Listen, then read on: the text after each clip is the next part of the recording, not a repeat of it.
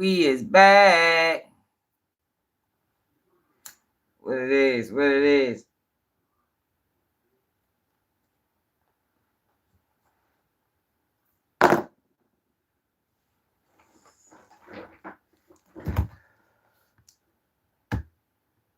Y'all, today we got a good one.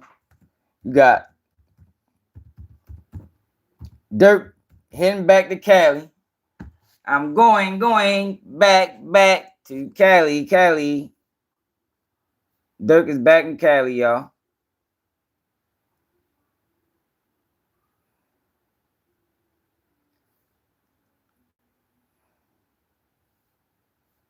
And you got a high-powered attorney. Soldier Dad. Salute. Clemson, salute. What it is. That boy got a high-powered attorney, man. He got the boy Drew Findling, man. Drew Findling, that's the guy that got NBA Youngboy to 27 months. I don't think NBA Youngboy had him for the Fed case he beat. I'm not sure. Let me find out if Youngboy had Drew Findling for that Fed case he beat. He might have did. I know he got him for this case.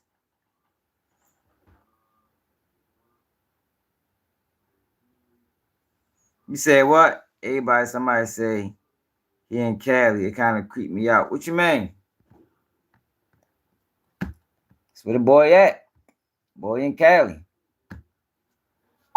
Who the NBA Youngboy have for his firearms federal case? According to MSN.com, after a series of legal battles and numerous court hearings, NBA Youngboy has been sentenced. According to a report by All Hip Hop, the rapper is now headed to prison due to his involvement in a federal gun case for 27 months.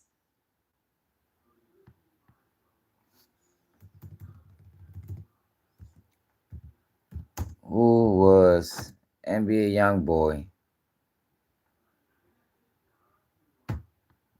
lawyer? What's up, y'all? Hit that like button. Subscribe to the channel if you're new.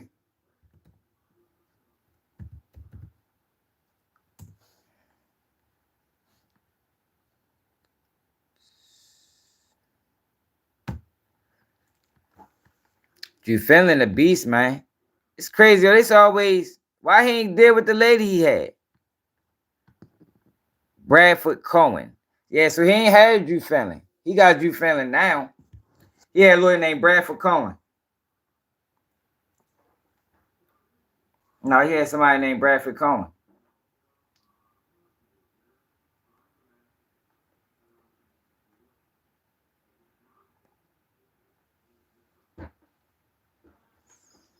Yeah, but Durk in the feds. He not in the state joint.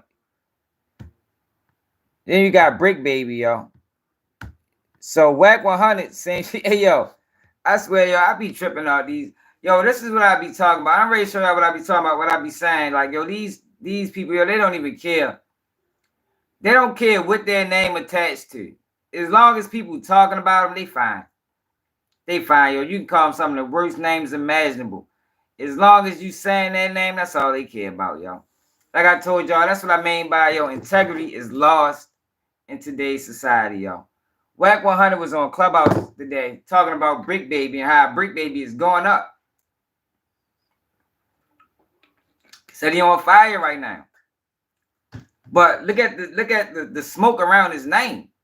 Like, do you want to be on fire for being called a rat? Like, I don't know, yo. Maybe some people don't care, yo. Like, we living in some wild times, y'all. We living in some wild times.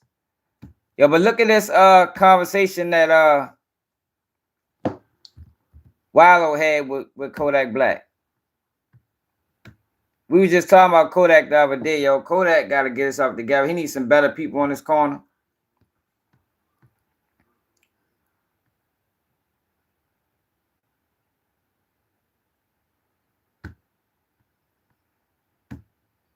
He needs some better people on his corner, man. But he also got, I'm going to get the young boy. Let me show y'all this real quick.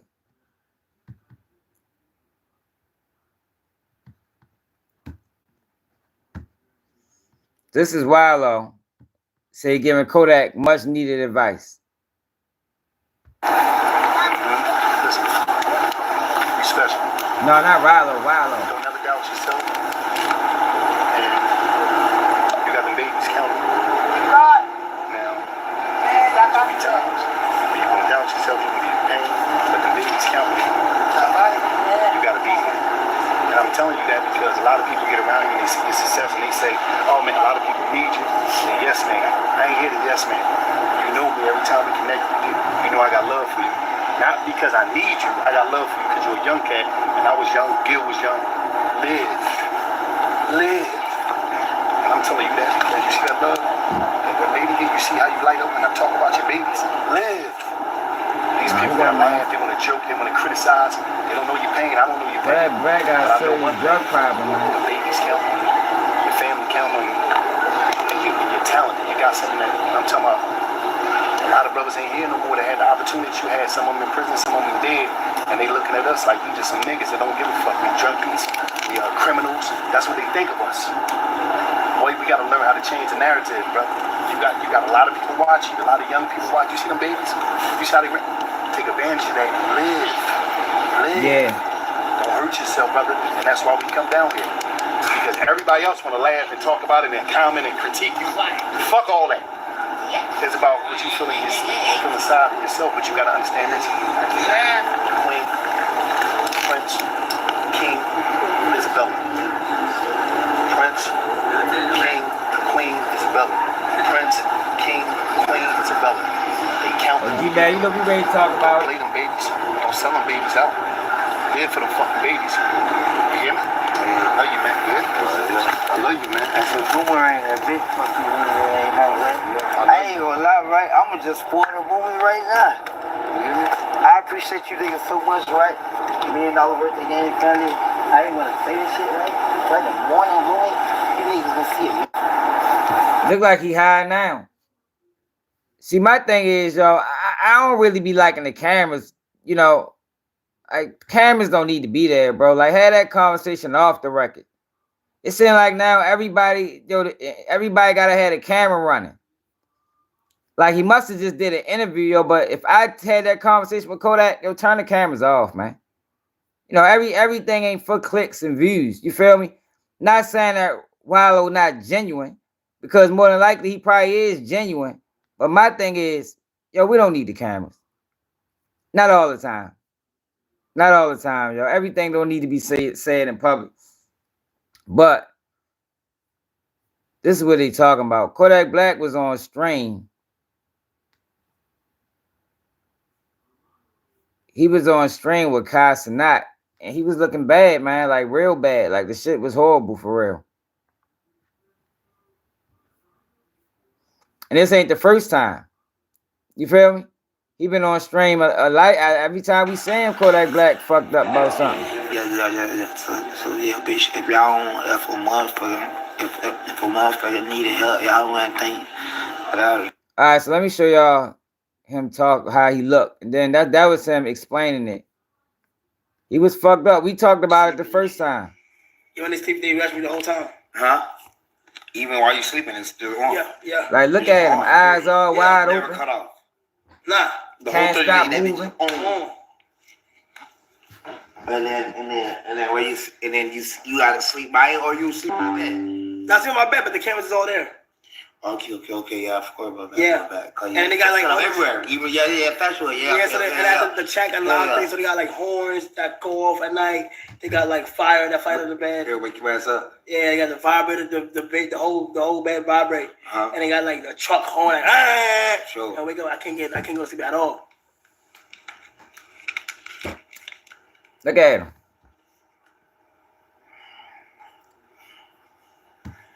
And see, but this is my thing, y'all. My thing is the industry they must promote it. What's up, Tay? Because if Kodak Black was my artist, or I was managing Kodak Black, I'm not gonna allow him to get on this platform like this. You feel me? So it's like, yeah, he a grown man, but his image is directly attached to you because you was manager, you was label. But that just goes to show these labels don't really care, yo, because, yo, the last couple times we seen Kodak, How out his mind. How out his mind, yo. And it's sickening, yo. And it's ugly. And addiction is real. It's like it's nothing funny about it. You feel me? Like I don't think that like they saying he popping pills. Yo, I done popped a lot of pills in my life, yo. Like, and I ain't never was on no shit like that. You feel me? It seemed like to me, yo, it looked like yo Kodak is taking like a concoction of drugs. It can't just be Percocets. Ain't no way, yo. It gotta be Percocets and something else. Like I was saying the last time we talked about it. But I actually was looking for the video where he talked about the situation that day, but I couldn't find it. I just clicked it just now. So let's go back to that. Because I ain't never even see what he had to say about that situation. So that's it. Chauncey. No, that ain't it.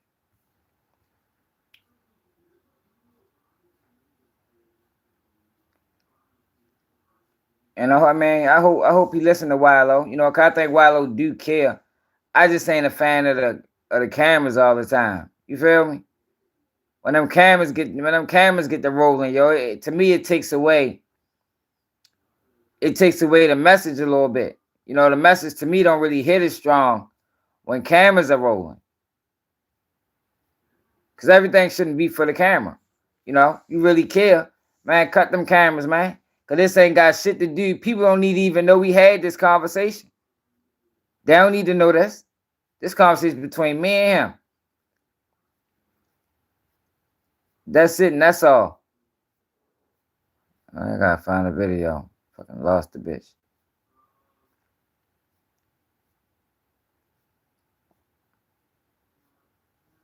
Damn.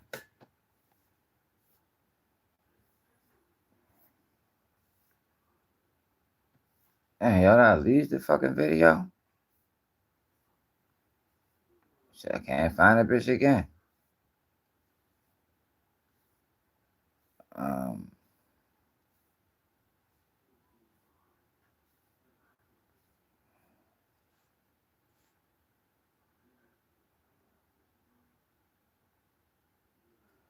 Is it?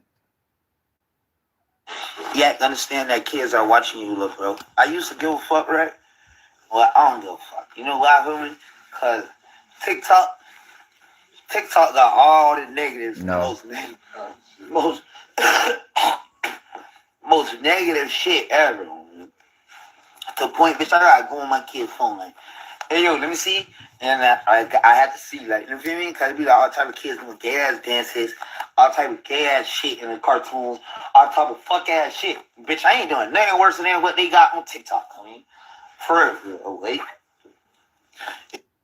Yeah, understand that kids are watching you, look. Yeah, I get it.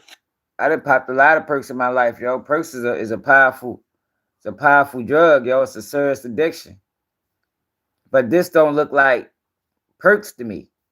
That don't look like perks to me, yo. Like I didn't say, I mean, I guess it affect everybody different. You feel me?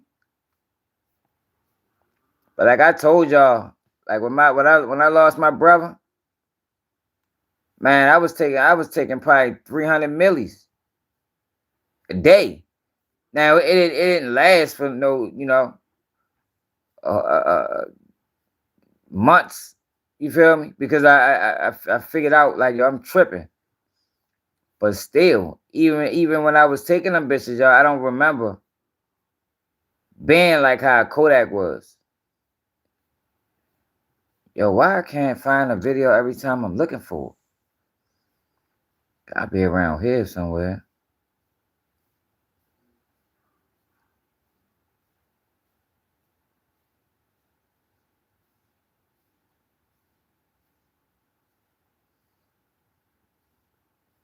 I'll be around this bitch. Some motherfucker where.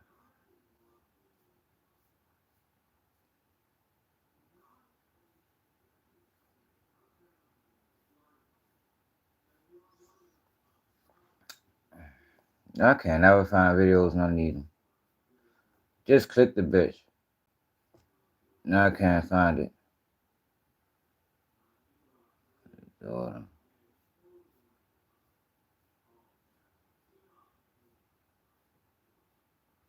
I just don't think the cameras is always needed though, man. But hopefully, he took something from that conversation.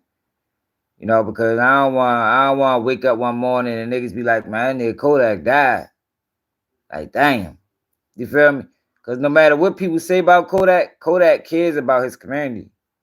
He do a lot. He do a lot for them projects down there, man.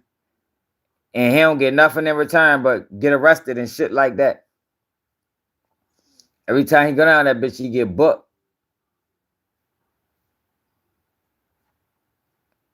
Every time he go down there, he get booked. I can't find it. Yo, but look at this, yo. Mike Tyson wild this shit, yo. I don't think Mike Tyson gonna win this fight. Well, in your return to the ring for this fight, you are setting a monumental opportunity for kids my age to see the legend Mike Tyson in the ring for the first time. So after such a successful career, what type of legacy would you like to leave behind when it's all said and done? Well, I don't know. I don't believe in the word legacy. I just think that's another word for ego.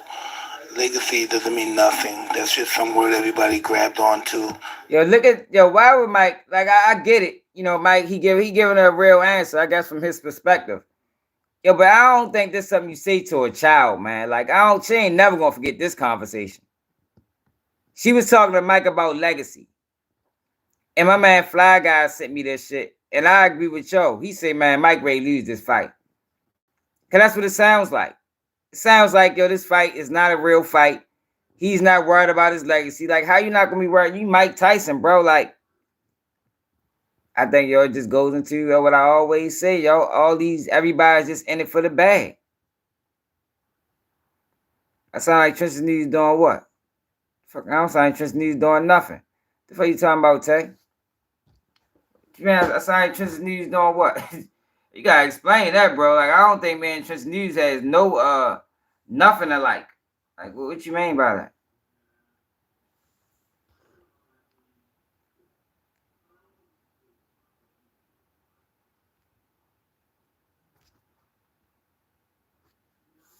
Yeah, so you gotta explain that, bro. I don't think, man, Trench News has anything I like nothing to like, no characteristic, no traits, no habits. Like, I don't think we do anything the same, yo. Like, I don't know how you came to that determination. Yeah, I don't know what the fuck Tay tripping. Someone said that word and everyone grabbed on the word, so now it's used every 5 seconds. It means absolutely nothing to me. I'm just passing through. I'm going to die, and it's going to be over. That's what it got me thinking, Who boy. cares about legacy after that? What a big ego. So I'm going to die. I want people to think that I'm this, I'm great. No, we're nothing. We're just dead. We're dust. We're absolutely nothing. Our legacy is nothing. Well, thank you so much for sharing that. That is something that I have not heard before, someone say that as an answer. Can you really imagine somebody say, I want my legacy to be this way when you're dead? Why do you want somebody? Do you think somebody really wants to think about you? What's the audacity? I think, I want people to think about me when I'm gone. Who the fuck cares about me when I'm gone? Well, my kids, maybe, or grandkids. Yeah, Who true. cares? And again, thank you so much. Well, in your return to the ring for this fight, and that's what I'm saying. Like, I get it. That is, it's, you know, that's some real shit. You know, I guess some people don't care about legacy. I think legacy is important, yo, because only thing that matters when you die is what they thought of you. You know, your legacy is the only thing that lives forever. You feel me? So some people, I guess you can say it was some real shit. But I don't really like that message, though, especially not talking to a child. Like, what she's doing right now is legendary. She's a little girl. She's a kid, and she's interviewing all these, you know, stars, and she probably living a life that most kids have never lived. So what she's doing is legendary. So for Mike to explain it to her that way, I think he was kind of dead wrong for that. But that's what leads me to believe that this fight that he supposed to have ain't no real fight. He just in it for the bag. But that's the common thing nowadays, y'all. Everybody's in it for the bag, yo. People don't care about things that people used to care about. Like, integrity is not even a thing no more. Morals and principles. None of that matters in this world. None of that matters in this world, y'all. And I think that as long as we adapted that mentality, I think that's going to hurt us, man. For real. I think that's going to hurt us, y'all. Everybody's selling out for the bag. Yo, we're gonna pay for that shit in the future. Because the thing about it is, regardless of what these guys are doing, they understand integrity. They know about morals. So if you got children, right, growing up watching this, and they not being taught it in a household, and the internet is their sole source of information, and if I can guess, it's probably a whole lot of them kids. Yo, where is this leaving them? You understand? When they get older, and when they become adults, where is it leading them? And now, ladies and gentlemen, the two men atop the bill for tomorrow night, live worldwide. And that's the thing too. Mike Tyson got money. Like, it ain't like he in a situation like he in need. Mike Tyson got weed farms. He made a lot of money boxing. He got the podcast thing. Like, Mike Tyson ain't a person that's broke in the need for money that has to sell out. I mean, I don't think you should ever have to sell out, but I'm just saying, if his back was against the wall, you feel me? Some people would there sell out in that situation. But Mike ain't that. Mike got the bread. Mike got the notoriety. So why are you willing to take a fall just to uplift this man and lower your value? That's what he's going to be doing. He's going to be lowering himself, lowering his value, and he's going to ruin his legacy. So it's always going to be tied to his name, regardless of, you know, him being 60 years old. It's going to be like, yo, he let Jake Paul beat him. You feel me? Jake Paul ain't even a real boxer. But it looked like it's not a real fight. So why are you willing to jeopardize your legacy? Well, I guess since they don't care about legacy, but why are you willing to jeopardize your legacy for a couple of dollars? And then how it looks, it ain't going to, like, come on, you ready like Jake Paul, yo, you going to lose to Jake Paul, bro. Jake Paul. Like, yo, get the fuck out of here, Mike. I never fuck with Mike again.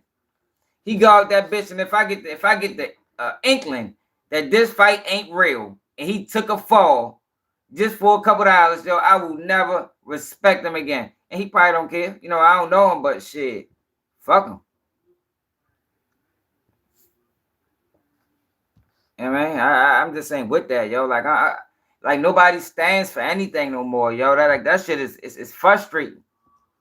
Nobody stands for nothing. It's all about money, money, money, money. And money is important, yo. But morals used to be important too. Integrity was important at one point. And I'm telling you, I just think, yo, that we keep going down this route. We keep going down this path. Yo, we're going to regret it, yo. As a people, as a community, we are going to regret it. Because I don't hear this coming from another community.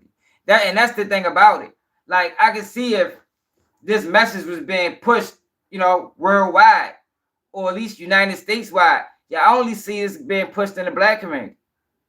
Now, maybe I'm not privy to know what's going on in other communities. My algorithm don't feed me that. But, yo, I only see this in the black community, yo. I only see in the black community where you got mass sellouts. I'm talking about they coming in masses. They coming in droves. They selling out by the bundles. And I'm telling you, I think we're gonna regret it, y'all. I think we're gonna regret it.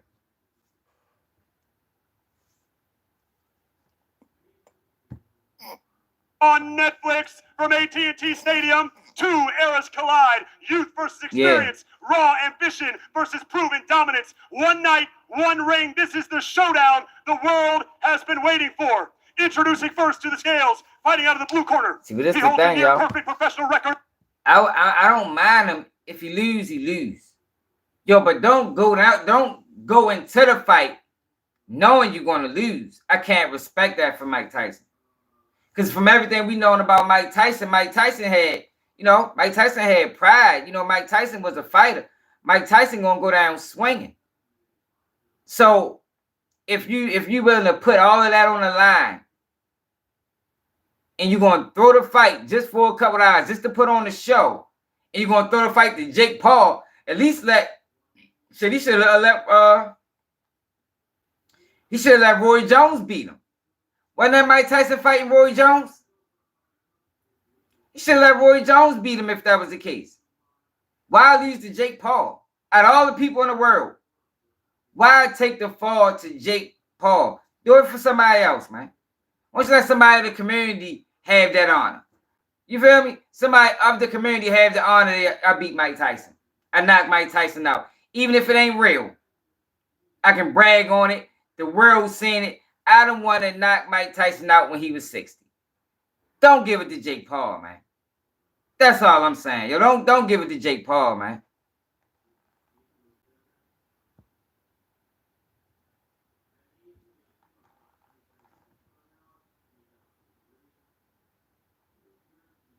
Yeah, I see. Of 10 victories versus just 1 defeat, with 7 of those wins coming by way of I know knockout. he did. And he fights out of Dorado, Puerto Rico, by way of Cleveland, Ohio. And then that's another thing. Hold up. Before I get to that, I don't even like this. Hold on. I think I saved it. Hold up. I think I saved the split. I don't even like the split for real, y'all.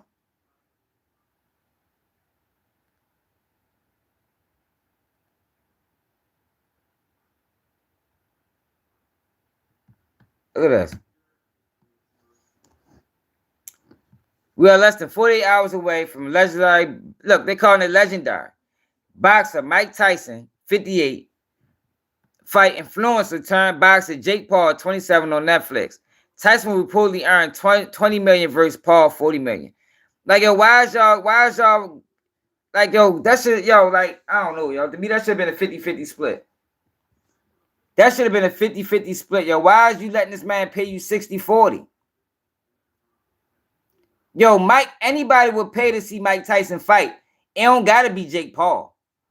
It could have been a Mike Tyson versus fucking me. Man, people all over the world would have been tuning in just to see Mike Tyson throw a punch.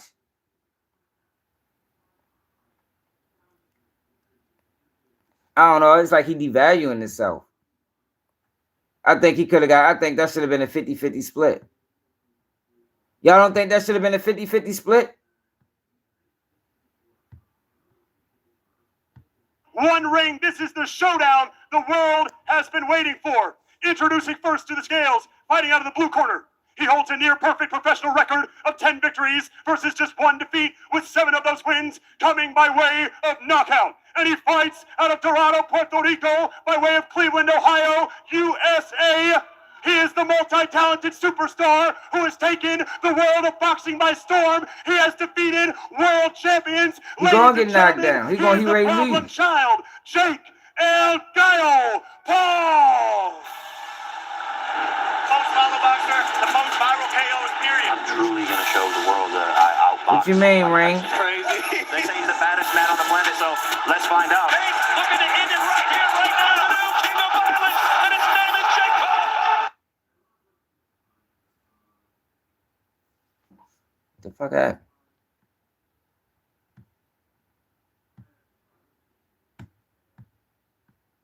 What the fuck? Former lineal.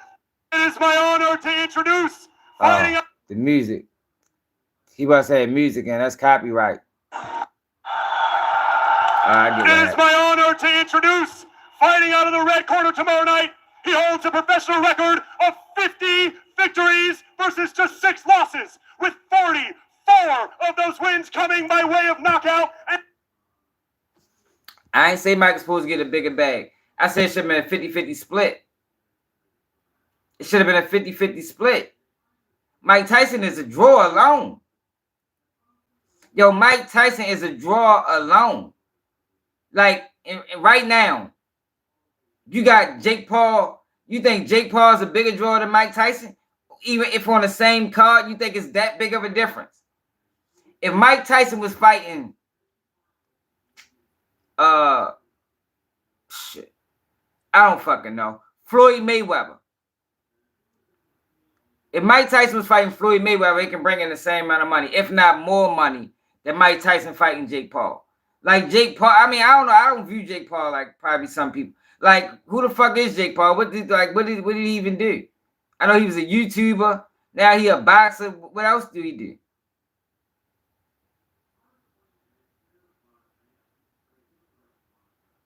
I'm just saying, yo. I think it could have been 50-50, yo. I think Mike undervalued himself.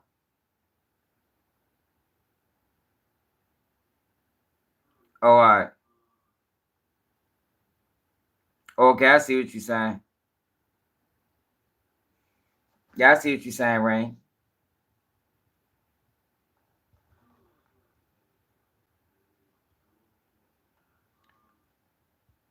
Yeah, but what makes Jake Paul hot? Like, he not the hottest ticket for me. Like, I don't know. Maybe I don't look at him like how some people look at him. Like, what makes Jake Paul hot? It looked like to me he got a shitty ass attitude. Look like he real cocky. And I don't believe that anybody else would even be able to pull this off what Jake Paul is pulling off. You ain't going to find another YouTuber that's going to start off on YouTube and they allow him to transition into a professional boxer. Like, I don't think that'll ever happen again. And make a fucking busload of money doing it. I don't think that'll ever happen again, man. And 22 of those knockouts coming within the very first round. Now, what do he care about that? He's like, he don't care about the split. He don't care about the legacy. What the fuck is he doing it for? Ladies and gentlemen, the former lineal heavyweight champion and the former undisputed heavyweight champion of the world, ladies and gentlemen, Iron Mike Tyson! It was good while it lasted for Jake. The most brutal, the most vicious, the most ruthless. I ain't saying it's not a pretty penny, yo. Of course, I know it's a pretty penny. We talking about 20 to 40 million. But Jake Paul slated to earn 20 more million dollars than Mike Tyson. 20 more million? Jake Paul is a 20 more million dollar draw than Mike Tyson. Even at 60. Maybe to the new generation. I just don't view him like that. Maybe to the new generation he is.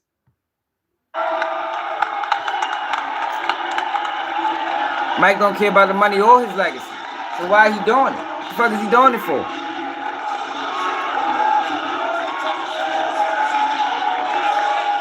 Official weight, 228.4 pounds for Iron Mike look good though. Mike Tyson! I don't know, it's some type of Versace, something, whatever you call them, bitches, tights.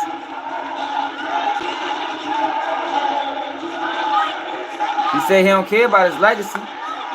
Mike look good though. For 60. Oh, ladies and gentlemen. Now we know that was set up. Hey, that little slap. That was one of the boxing slaps. He probably practiced that slap a few times before he did it. Check him out. Check him out, y'all. Oh, ladies and gentlemen.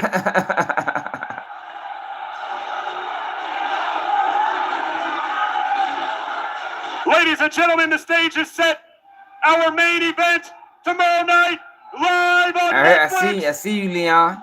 El Cayo Jake Paul versus the returning of Iron Mike Tyson.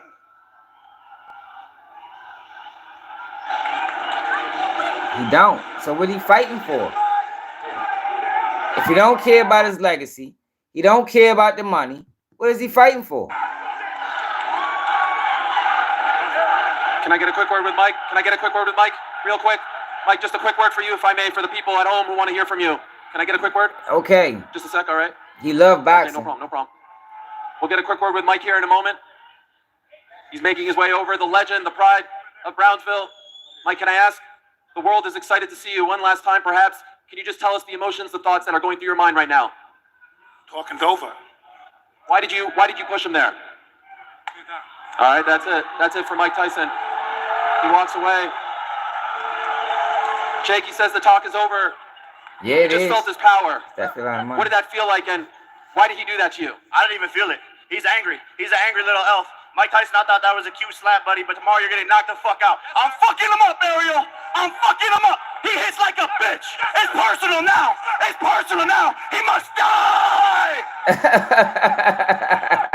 That was funny. Yeah.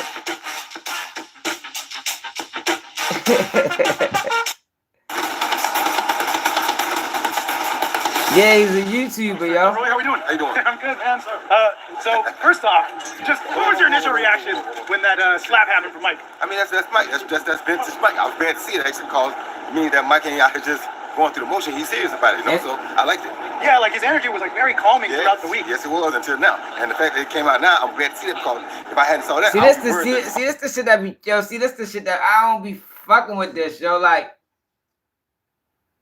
see, yo, this the shit I be talking about, yo. Like, Roy Jones know that slap was fake. Like, yo, I can't.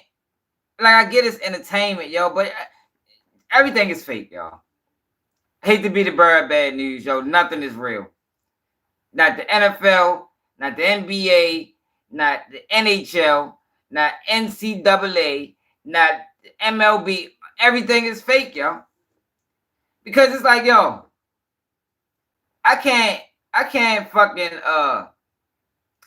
Roy Jones know that slap was fake. But yet he's interviewing him.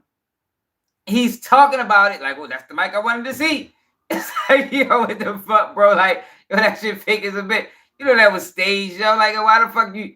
Like, I just couldn't. I don't know, yo. I'm different, y'all. I guess, yo. I couldn't do that. I couldn't do it. Couldn't do it. I'd be like, man, that was fake as a motherfucker. You feel me? Like, that's what I said. Man, that fight, man, you believe that slap you want to. That shit was planned. They talked about it. They had, you know, they had practice slaps, you know, that happened before the cameras got to rolling. Man, fuck that fight. I ain't even watching it. Like, I don't know, y'all. I'm just different, y'all. I ain't really into the fake shit. I just think, yo, so much more things to worry about, yo, than fake shit, man. For real, yo. Hey, DC Bloodline, you just came in. You don't even know what we talking about, bro. Like, fuck you talking about boxing is very real. I'm talking about this shit looking like they creating a storyline. My thing is, if I think that, if it looks like to me that Mike Tyson went into this fight and he's going to take a fall just for entertainment purposes, just to make a couple of dollars, then I will have no more respect for Mike Tyson. Zero. That's what I'm saying. I know boxing is real. People get their jaws broken. People have died in boxing, Bloodline. What are you talking about? I'm just saying, I don't think this don't look like a real fight.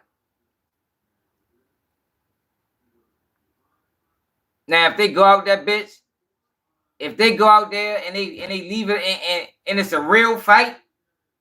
All right, prime example. When Mike Tyson fought Roy Jones, Mike Tyson was ready to knock Roy Jones out.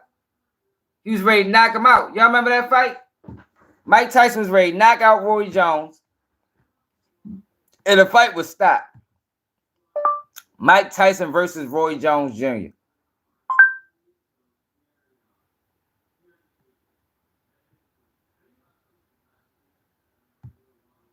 Y'all remember this fight? Hope they don't copyright me.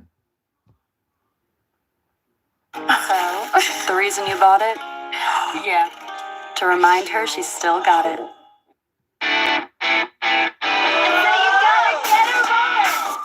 Twinings, drinking life. It's Roy Jones Jr. Man, you can feel the tension. I think based off of that conversation Mike had with that girl, I think Mike is gonna lose. I think he just going in here. He looked like he in better shape than he was back then. In this room is palpable. He look like he in way better shape though, y'all. All right, gentlemen, I gave you the rules in there. 2 legends. How many years ago this was? If you want. Ooh. November 20 State Athletic Commission. Are you ready?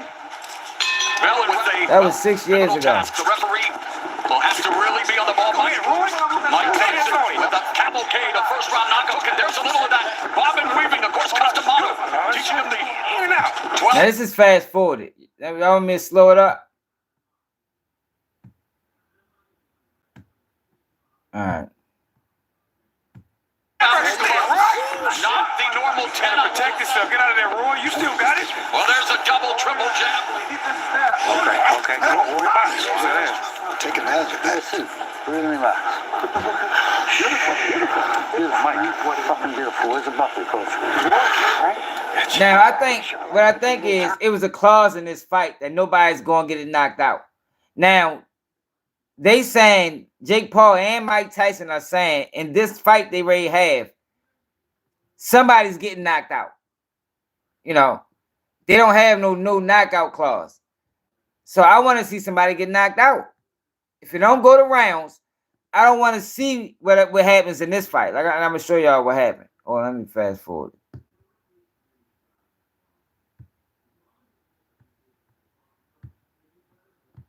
And Mike Tyson explodes and delivers a left to the body and the left hook upstairs. And Roy Jones Jr. Mike looking better shape now than he did back then. Entertain at least. He can't let Mike get settled with the right hand. You don't want to make Mike mad. You got to keep them ribs off that barbecue grill. Jab. Mike's all he has. Double left. And yet, around. One of the greatest MMA strikers ever, including Ed Bender. Like some of it. There's Jones. Get off, Roy, with the no look. Hit him with the dive. All right. Jones appears. This is where conditioning comes into play. Beautiful. Left hand and Now, he better not get knocked out.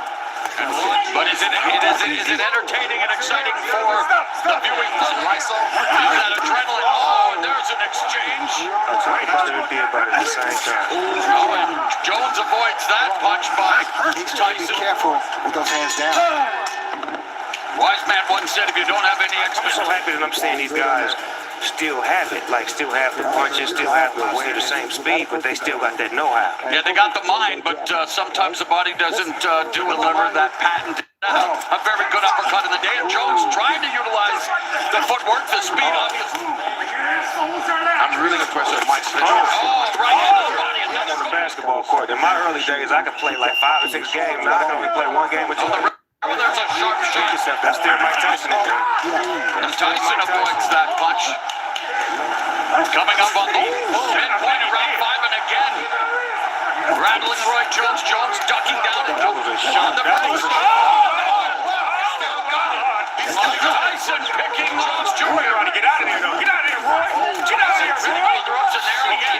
The bench fight right here. Just how you handle it. Tyson travels. Yeah. And Mike looked like he's in way better shape. This was 6 years ago. Mike looks better now than he did 6 years ago.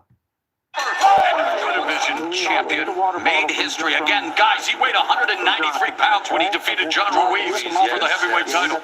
Rocky Marciano did it now. And we're in round number 6, scheduled for 8. In this, that's a shell of what they were in their prime. But Tyson left hook to the body, and Roy Jones again comes in, and Izzy, I know Mike Tyson in that distance. Yeah, right there in the dark. Whenever he throws that, he escapes. But still standing in their midst. Oh, and there's that right up. Get out the way. And that's Junior. Missed it by that much. That Tyson's face. Yeah, you got way more footwork. Exactly. I just want to see a real fight, yo. Like, I don't want to see a fake fight. Hoping. Oh, good shit, Roy. Off Tyson's face. Relax, you're fucking doing great. You just that?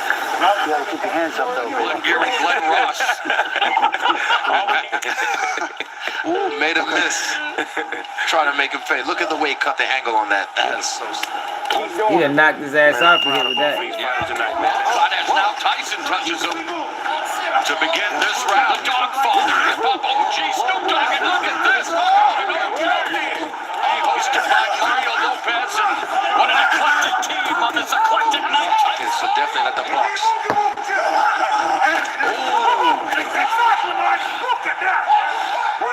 Fatigue setting in. Roy Jones Jr. wants to turn back the clock, but the clock is, what do you expect with a 54-year-old and 51-year-old? But Mike Tyson is bringing That shot. Roy trying to land that left. Old tradition. Emphasis on the old with a 54. Your owner's obviously taking it very. Because I'm like, you can't run in this ring. Tyson, and we saw a lot of action throughout the night. Look at tonight's Snoop Dogg. Oh, these legends, wow. They both got off on that. I don't know, y'all. Get off, Roy. Look at him. Jones Jr. trying to sum it up. Get him. Oh, and there's a double left. But it's Tyson who appears to have the least in victory. 30 seconds, and again, battering the body. That was straight right there coming in here. I have respect for them just getting in the ring. And again, we needed to temper expectations. See, the reason I'm showing y'all this, because Mike could have knocked him out. Mike Tyson could have knocked out Roy Jones, but he didn't. I don't want to see that again, y'all. I want to see a real fight, regardless if it's. I want to see a real fight, y'all. Mike Tyson, Roy Jones Jr. Yeah, that's what it is. God of War of summoning. And I don't think that's what we're gonna get, man. I don't think that's what we're gonna get, yo, based off of Mike Tyson not caring about his legacy. You know, legacy, that's what keep you going. You know, legacy keep you from, you know, you're gonna go in there and you're gonna put on a real performance. If he don't care about his legacy, he just in there for the bread. I don't think he in there for the love of the fight. I think he in there for the bread. He in there, he gonna go in there, put on a little show, put on a little performance, and I just hope he don't sell out and allow Jake Paul to beat him for the bread. That's my thing. Don't sell out, bro. Because I think in reality, Mike Tyson at 60 will fuck Jake Paul up. In reality.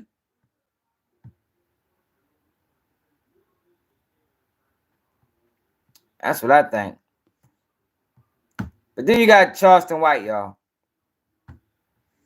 So Durk is fighting for his life.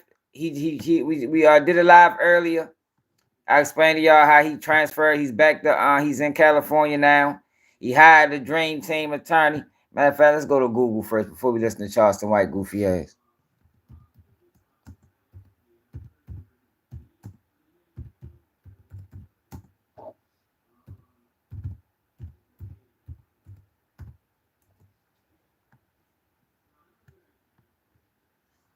Lil Durk pleads not guilty for murder for hire.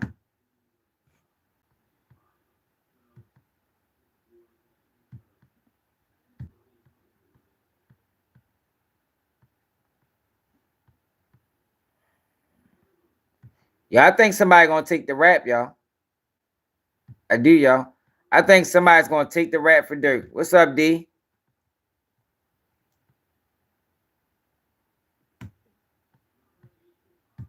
Is in police custody this morning. And he was allegedly involved in a murder for hire plot.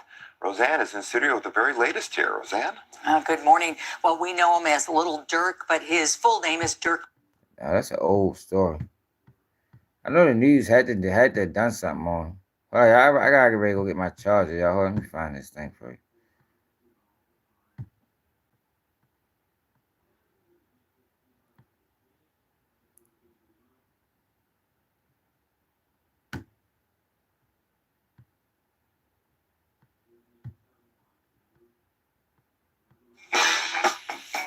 Amazon early holiday deals are here. With everything you need to kick off the season. Shop Amazon early holiday Please deals not now. just hit that like button, y'all. Chicago rapper Lil Durk pleaded The fuck? not Fuck you. Get off this damn screen. guilty today on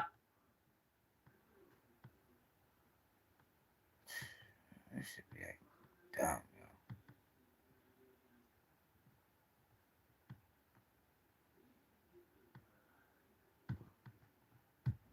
Hold up, yo.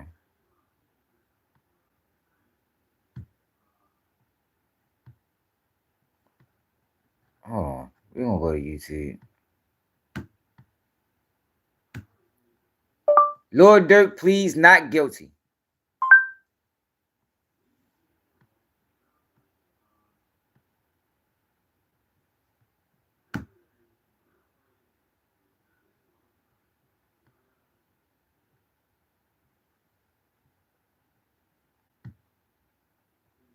be free and flexible and creative was really essential to what I wanted to make, and I didn't find a platform that did that. Yeah, but he said he said don't use no names At 9, associated to Chicago me. rapper Lil Durk has pleaded not guilty grab to my a murder charger, for man. hire plot in LA. Reports out of LA say Durk, whose real name is Dirk Devontae Banks, entered the plea this afternoon and was ordered held in the federal prison there. Durk is accused of paying 5 people to kill a rival in LA. Prosecutors say the plot was revenge for the murder of another Chicago rapper in 2020. The shooting that happened outside a popular LA shopping mall missed the alleged target, but killed his cousin. If he is convicted, Durk could spend the rest of his life in prison.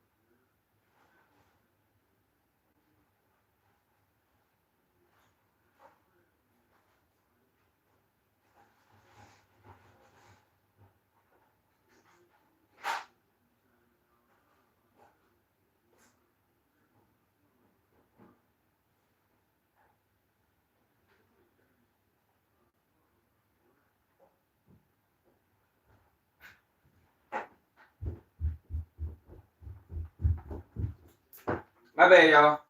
Had to get my charger. But let's check into Drew Findling, man.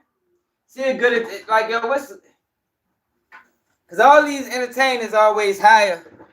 All these entertainers always hire, yo. Yo, it's not about being fanned out, yo. Yo, they don't. It's not. I'm not a fan of nobody. I done called Durk out 1,000,000 times on this platform. I called him out for the pushing piece shit. I called him out for not taking kids. Like, yo, I call niggas out if they out of order. Trust to believe that. Ain't nobody safe. You heard me? Nobody is safe. if they break the rules and cross the line, they do some flawed shit, they get called out on Keep It G News. I don't give a fuck if it's my favorite rapper. But yo, they need somebody else to corroborate that story. They got one snitch that we know of that knows the whole plan. You got the guy that dropped the low. He don't know the whole plan. You got one snitch that knows you're going to need somebody else. Because if that one snitch say, man, Durk told us this, that, and the third, and everybody else said, man, no the fuck Durk didn't. Durk ain't tell that shit. Then that makes that one snitch less credible. Now, what I think is going to happen, and what's probably the best thing for everybody, is if one of them boys take that charge. Why would you let Durk go down? One of them boys need to take that charge. DD or Vonnie or Boney, one of them guys in Durk close circle need to be like, yo, I dropped the hit.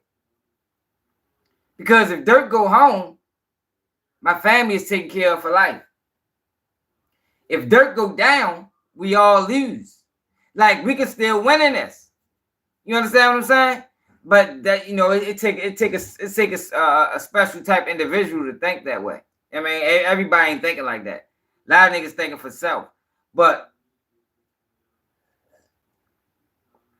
if you think logically, the best scenario would be one of Boney, DD, or one of them guys that's close to Durk need to say, I dropped the bag. I signed an affidavit. I dropped the bag. Durk ain't did shit. Because now I go to prison for life. Durk take care of my family. My kids are going to have a great life. Because Durk going to make sure they straight. And it's my man. I know he going to make sure they straight.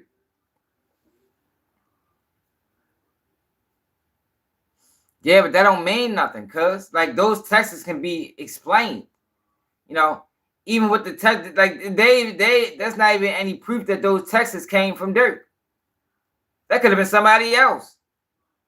See, that's the thing, y'all. When you deal with criminal cases, yo, it's evidence, and you know what's likely.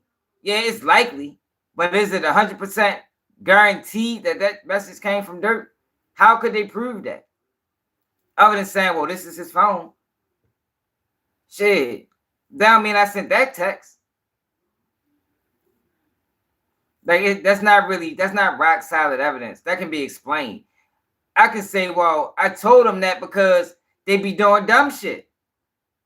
They be doing dumb shit. So I told them, yo, if you bring in whoever out here, yo, don't use no names associated to mine. You feel me? Like that can easily be explained. Easily be explained. That's why they need somebody else to corroborate this murder for hire plot. They need somebody else. You feel me? They gotta have somebody else. It's not that evidence. Now, if somebody else corroborate that story, now it makes that evidence more stronger than what it was originally. But with one person saying that,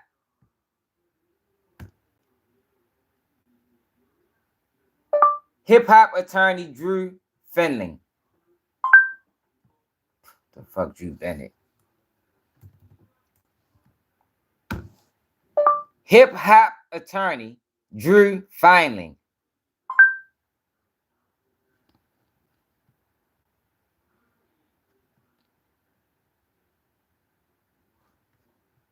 Oh, he only got Vlad interviews.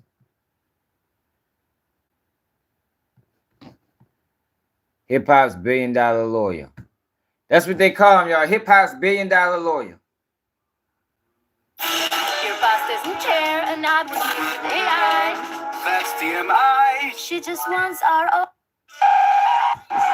If you're assigned them, and it really catalyzed my interest in addressing racism in our criminal justice system and mass incarceration. I figure while I'm up and about, I can at least do something to fight this system. Okay. So you see where his heart is. Man, hell yeah. Because it ain't about if you did it or not. It's about what you can prove. I think the ideal situation would be somebody need to take that rap. Let's check him out in court. Let's see how he argued Gucci Mane situation.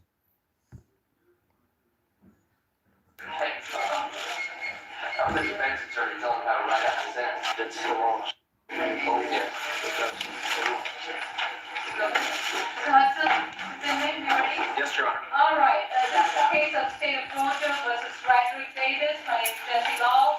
I don't know. It states the same thing. Just based on what the criminal history of Mr. Davis, we must ask for him. I asked him and confirmed that there was no intent to serve him at a studio, at a residence. Accordingly, it was confirmed there was no holds. Contacted fugitive, knowing from doing this for a while, of information about my client. I do want to say that I have a community service letter from somebody with the Atlanta Public Schools that I'll tender. I'll show the council. I'll tender to Your Honor. I can approach. Whatever that is, we're just asking that the bond, their bond be set. I never asked for an amount. That's not my job. My job is to ask for bond. The conditions I leave in the court's with the court's discretion. I'm trying to see if we can see him in action. I like to see him in action. I like that lawyer that I like that lawyer.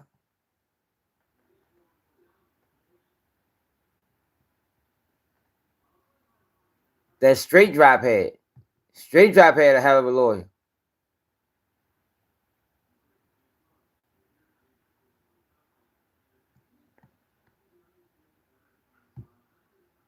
So Trump had him too? Best time buying crypto? So start with un poquito, a taster. Yeah, Trump had him recently. Oh no, I can't watch that. That's gonna give me a copyright. Those videos always copyright you.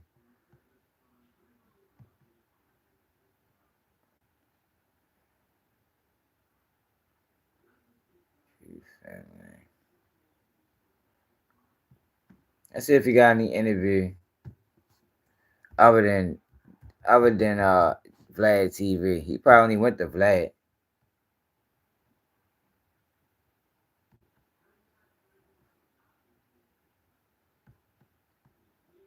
Trump's $1 billion lawyer. Vice News.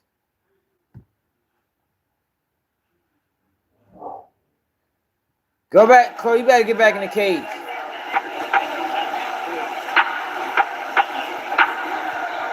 They calling the $1 billion lawyer, man. Everything good? How you doing, man? Good. All right, Mr. Bruce. All right, thank you. You're welcome.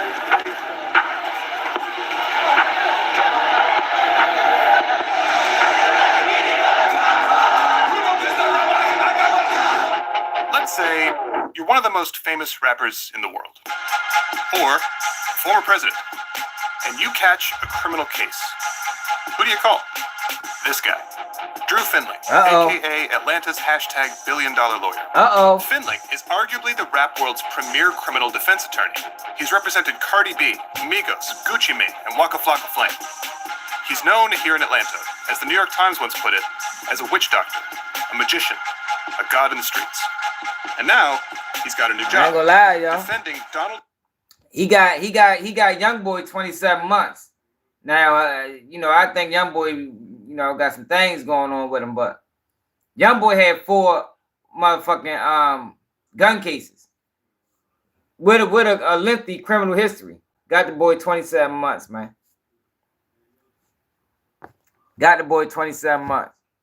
Trump in one of the former president's most dangerous criminal probes, the local DA's investigation into Trump's attempts to reverse his 2020 election defeat in Georgia.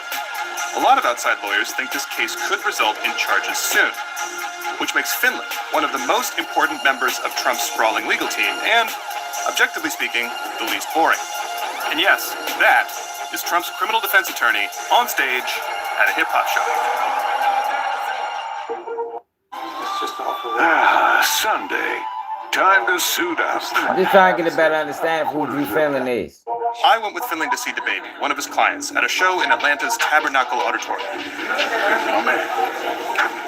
He's a fucking man. You know what I'm saying? He's a fucking man. If you want me to keep this short, he's the man. You know what I mean? Yeah, he's the man. He keeps me out here, safe and sound. You know what I mean? I mean, what we've heard is that he's almost more like giving out advice that's beyond legal advice. Absolutely. More so mental. DaBaby's hardly the only big name who talks about having a special bond with Findling. Just ask Waka Flocka Flame, the rapper famous for no hands and hardened to paint. Hey, how you doing, man?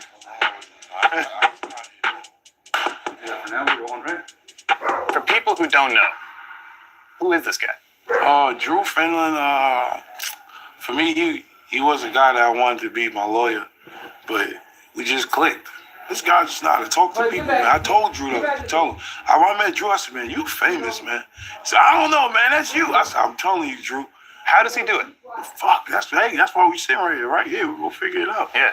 And he just love it, man. My boy just got like a whole, just the Drewster, man. He damn near a therapist.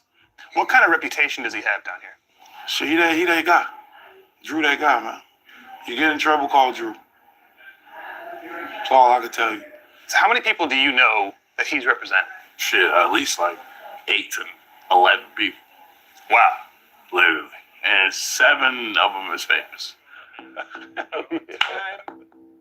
It's a weird niche for a guy who claims that he, personally, mostly listens to R&B from the 70s and 80s. How do you fit into the music world? Yeah, so that's a great question because I get emails and direct messages every day of people wanting to send me their beats. So I know nothing about music. And as you say, I'm not a transactional lawyer. I don't do contracts for folks. I'm a criminal defense attorney when all's said and done. I think some people would look at the roster of clients that you have who are literally the biggest rappers in America and also look at the fact that you're representing the former president and wonder how that makes sense. How would you explain that decision to work with the former president as well? We do not choose our clients based on their race. We do not choose our clients based on their ethnicity. We do not choose our clients based on their sexual orientation, based on their gender. And in like fashion, we do not choose or exclude our clients based on their political beliefs or what they've said in the past or what office they had. It's what I've preached and what I've lived by. And so I don't say, oh, you know. Yeah. Dolph had him too. Rap star, I don't represent you. You're a Republican, I don't represent you. You're the former president, I don't represent you. I don't do that. Still, it's pretty clear that Findling's personal views hardly align with the MAGAverse. Trump oversaw the gutting of abortion rights in America. Findling vowed to defend anyone prosecuted under Georgia's anti-abortion law free of charge. Findling praised Colin Kaepernick, the quarterback who kneeled to protest police brutality and racial injustice. My belief right now is the greatest patriot in America today is Colin Kaepernick. Trump had a different take. Wouldn't you love to see one of these NFL owners, when somebody disrespects our flag, to say, get that son of a bitch off the field right now, out, he's fired. He's fired! In 2018, Trump tweeted out an insult to basketball legend LeBron James's intelligence. The next day, Findling fired back at the man he called the racist architect of fraudulent Trump University. You know, in particular, you yourself have had some spicy things to say on Twitter about the guy. You've tweeted he's a racist and pathetic. I mean, has he seen your tweets? I have no doubt, thanks to my friends in the media, that everybody has seen my tweets. And from 1 to 10, I could care less, 0. I have a personal life and I have a professional life. The former president's other lawyers have at times had a reputation for... So, y'all, this is Durk lawyer right here, y'all. Drew Findling. And they've gotten into trouble. Trying to get an understanding of who he is. That's all. Went to prison. Rudy Giuliani is a target in this investigation. Is there any part of you that is concerned about how you can do this job and stay safe? All that I've ever done and I've ever preached is that we do everything that we legally, ethically, professionally, and morally can on behalf of our clients. Any attorney associated with me will never veer off that path. And if anybody wants us to, in any case, then we just choose to no longer be their lawyer. He also has a reputation for not paying his lawyers. Is there any part of you that's worried about not getting paid? No, I never worry about that. In Georgia, you're gonna get Trump paid. is going to need the best legal help. Yeah, right about that. The DA, Fani Willis, a Democrat and daughter of a Black Panther, has been running an aggressive investigation of the former president.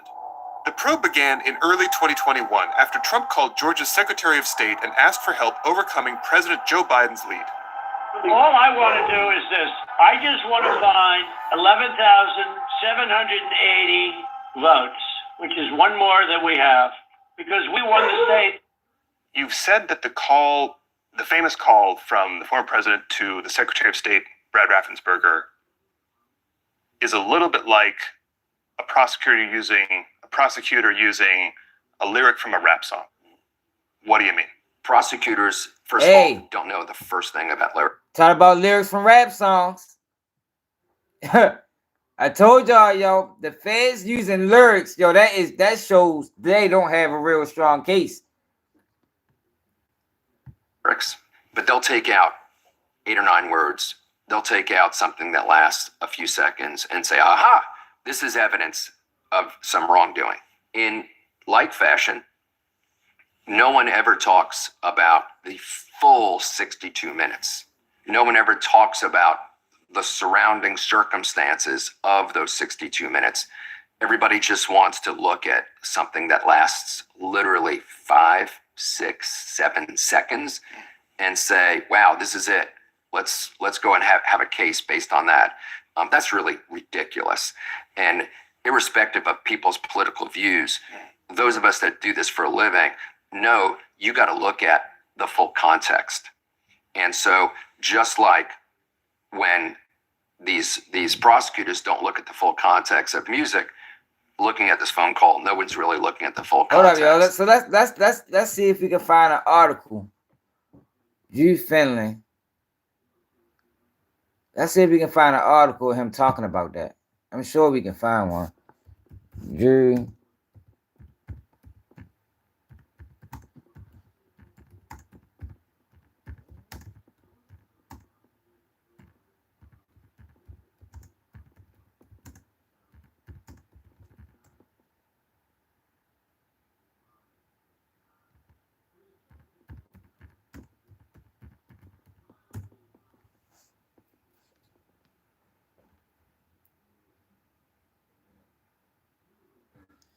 That's the shit we were just looking at. So he haven't said anything else but that.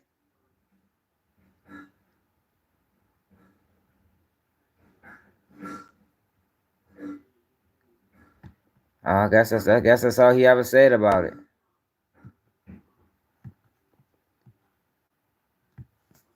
When we look at the full context, that's when we realize there is no criminal case, and that's one of the reasons that we jumped into this case. Whether DA Willis would agree with that remains to be seen, but she has a clear track record of treating lyrics as evidence. I think if you decide to admit your crimes over a beat, I'm going to use it. I have some legal advice. Don't confess to crimes on rap lyrics if you do not want them used, or at least get out of my county. But if Willis does decide to bring a criminal case against a former president for the first time in U.S. history, she'll be stepping into a political firestorm. And so will the billion-dollar lawyer. How does it impact your thinking to represent someone who is, to put it lightly, controversial? Yeah, so I've been dealing with controversy for 35 years, man. I mean, I come from being a public defender. The first case that I tried that I was lead counsel on was a woman that decapitated her 6-year-old son. I've been dealing with controversy since I was 25 years old. It's not going to stop now. It's what we do as criminal defense attorneys. You either love it or you do real estate closings. I don't know, y'all. What y'all think about old Drew, man? Drew ready to fight for Durk. But that's not his only attorney. He got a woman too. Let's see who she is real quick. She might be out the same art. Christy O'Connor. Christy O'Connor.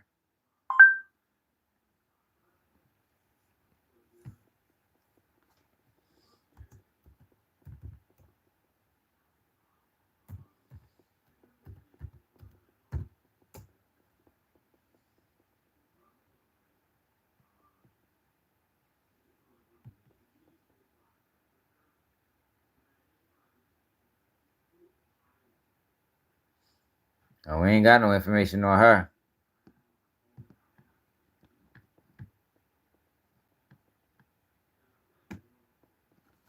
So he's saying OTF Didi has a public defender. Drew Findling.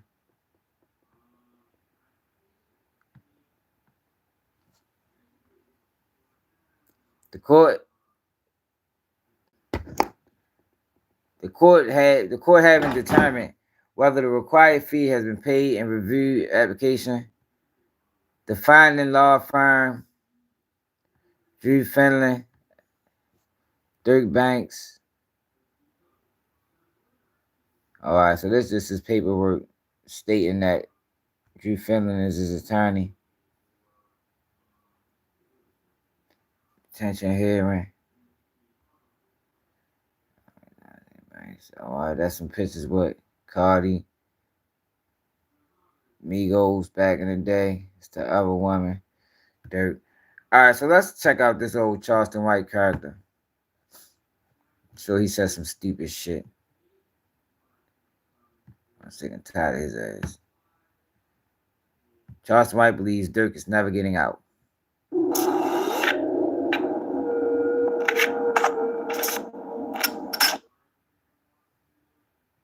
The man who killed. Yo, this guy's yo, I swear, yo, look at this motherfucker, yo.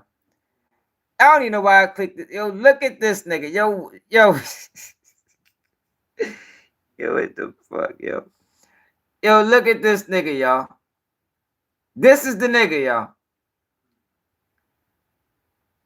This is the guy that they go to get information. Yo, this shit, yo, we living in a fucked up world, yo. Yo, look at this nigga, yo. What the fuck? He got a serious face, look like a straight fucking clown. Never put some makeup on. Makeup, the clown face would have went perfect with his costume. This nigga ain't funny. This nigga's a goofball. Killed Darth. He got additional 50 years. Plus life. Yep, plus life. Shit. Life on him. Yeah, they just gave the 50 to psychologically fry him. The nigga that life go. Fuck wrong with his voice, man? The fuck, Sean? What's up with the mic? Hold it. Yeah, man. I saw him asking for a new trial. Mm-hmm. Ain't this the same nigga that was rapping? Talking about he's standing on it, he ain't gonna tell nothing? Yeah, he said, I'm the biggest. He's mad now, he hollering. Yeah, I keep telling y'all they niggas hollering. Yo, what the fuck, yo? That's when you pose the fight. See, that's the shit I be talking about. That's why you gotta do a reaction to this type of shit. Yo, when you catch time, that's when you pose the fight. You got the initial fight, you lost. Now it's the fight to freedom. Like, you don't just catch time and just say, fuck it, I caught my time. Might as well get comfortable. Hell no. You feel you write the judge, you putting in appeals, you doing anything, you trying to find loopholes in your case, you looking up the new rules that change. Yo, you don't take the time laying down, yo. Ever. You know what I mean? And this is the shit I be talking about with these guys that be telling, yo, it is ways to get out of prison. And you don't have to sacrifice your morals to do it. You don't have to sacrifice anything to do it. It's a right way and it's a wrong way of going about doing things. There is nothing wrong with Straight Drop saying that he wants a new trial. Because I believe, and I told y'all, yo, his lawyer put on a hell of a fucking case. Now, it could have went either way. I ain't saying that, you know, he got railroaded. I was surprised, though, that the jury came back with a verdict so fast. But I wouldn't have been surprised if guilty or not guilty. But his lawyer did a hell of a case. Hell of a job. Hell of a job defending him. He shouldn't have no complaints. When you talk about poking holes in the defense, he did a great job. I mean, in the prosecution. They talk that shit till it's time to live it. They talk like they read it with the shit till it's time to live it. Now he ready to tell everything. Only way he can get out of this, he gonna have to implement Yo Got It. That's the only way, nigga, he gonna have to implement Yo Got It. But nigga, once you're found guilty of a jury of your peers, that's the nail in the coffin. Do you think, seeing that Young Thug just got out, do you think Durk has a chance? No. Because they got Durk on wiretap. They got Durk on wiretap, homie. And Durk told him. What you mean you can accept their consequences? Yo, you can accept your consequences.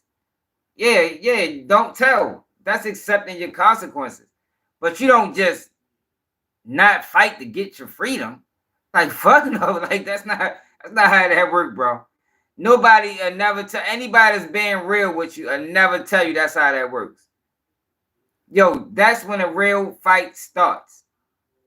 If you blow trial, the real fight starts afterwards.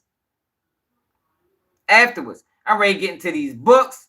I'm ready to learn about these cases. I'm ready to look up case law. I'm ready to see if a case got thrown out that was similar to mine. Yo, it's time to work. That's why they got law libraries. It's time to work. I'm trying to get the fuck out this bitch. And I ain't telling to do it. So yeah, I'm gonna set my consequences. I stood up. I ain't implicating nobody. But I'd be damned if I just sit in this bitch and just accept life in prison. Oh, fuck no. Hell no. We gonna fight. I'm gonna fight this bitch tooth and nail. Judge might get a letter from me every other week. You feel me? Like, straight up.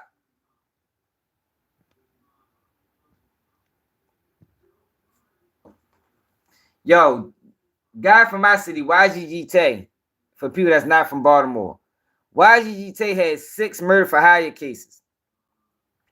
He copped out the one and got 40 years with 25 suspended. With 15 suspended, left with 25 years.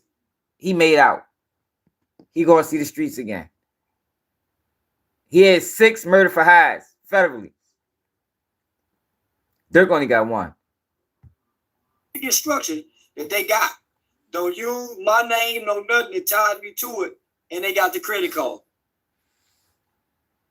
Oh, they really didn't have nothing on Thug. Because it was Woody that was doing all this shit. It wasn't Thug. Thug didn't know Woody was doing half that shit. And Woody even came out and said it, man, he didn't know. Woody was just going there telling them people anything to get them off film. Off him. He just threw Thug out in the bus. This is something totally different with Durk and Vaughn. Hello, you. Stop your What you talking about Vaughn for? with Surfshark. That's what I'm saying. Yo, like, yo, Charles White, you'll be out of his league sometimes, man. And what happened to Quando now? Thug case is a state RICO case. The old nigga say, nigga, it's easy to beat the state. Nigga, all you gotta do is have some money. You can beat the state. You gotta buy the state case. But when the feds come, the old nigga said they want your ass. No, nigga, they want your ass when the feds come. And the feds don't come half-cocked. They come prepared and together. All their I's dotted No, the and fuck their they T's don't. crossed. No, they don't. Yo, we just went. Yo, do we got to go back to the O Block case?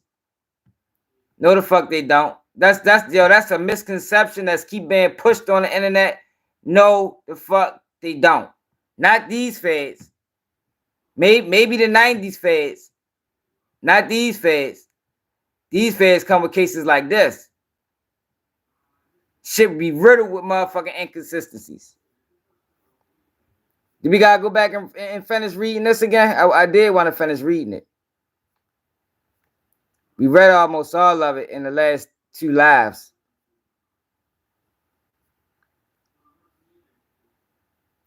Established. All right, we read that. I think we stopped at C. We read that. Did we read this? We read that. Must have stopped at D. Motion for new trial. Right here, United States. We read A. Charles Liggins should be granted a new trial based on trial errors which deprived him of a fair trial.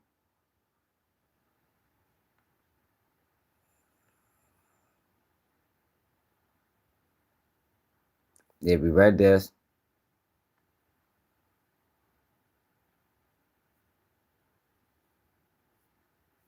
Court in a minute.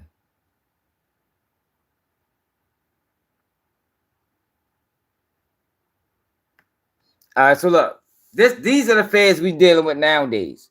Listen to what C thing. Now this O Block trial. Listen to what C thing lawyer is saying in his motion for a new trial or motion for acquittal.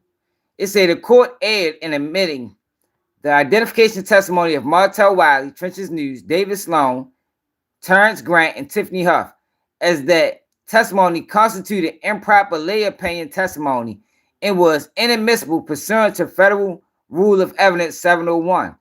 In support of this argument, defendant adopts incorporates the argument contained in the motion to suppress filed as to each of these witnesses referenced in paragraph 1 above, as well as all arguments on this issue. The court erred in admitting the identification testimony of Martell Wiley and all other people because each of these witnesses lacked sufficient personal knowledge of Charles Liggins' physical appearance. Oh, we read that already. I might as well finish. In August of 2020, such as to satisfy Federal Rules of Evidence 602 and 701 of the pleading details, the lack of sufficient personal knowledge of each of the 4 witnesses, while acknowledging the necessity of sufficient personal knowledge as a requirement of both Rule 602 and Rule 701, the court erroneously applied a more than fleeting interaction and a low threshold of personal knowledge. The court failed to consider not only the limited nature of the witness's exposure to Charles Liggins, but also ignored the importance of the time period of that exposure. The issue was whether the witness had the requisite degree of familiarity with Charles Liggins' appearance on August 4th, 2020, not years and years earlier. Yo, these feds is not the feds that y'all that built that reputation. It's not them. We read all this earlier. If y'all want, we read all of this on my last 2 lives. Listen to this. The court erred in allowing Tiffany Huff to testify that she can assume the person at 1452 in a Camtasia video was Charles Liggins over objection by defense counsel. This testimony was inadmissible speculation and should have been stricken. Yo, they let the girl say she can assume that Charles Liggins was on that O-Block camera footage. Assume. Like, these are the feds that we dealing with now. They be reaching. I would expect, yo, that 98% conviction rate, that shit gonna drop over the next 10 years. If they keep pursuing these type of cases, that shit gonna drop. Motherfuckers gonna start beating them. Or if not beating them, a lot of their cases are gonna get overturned. Watch.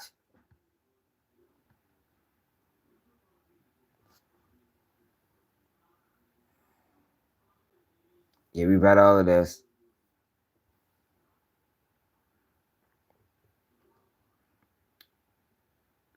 I think we was right here. No, we read this too. No. All right, here we go right here. No, we did read this.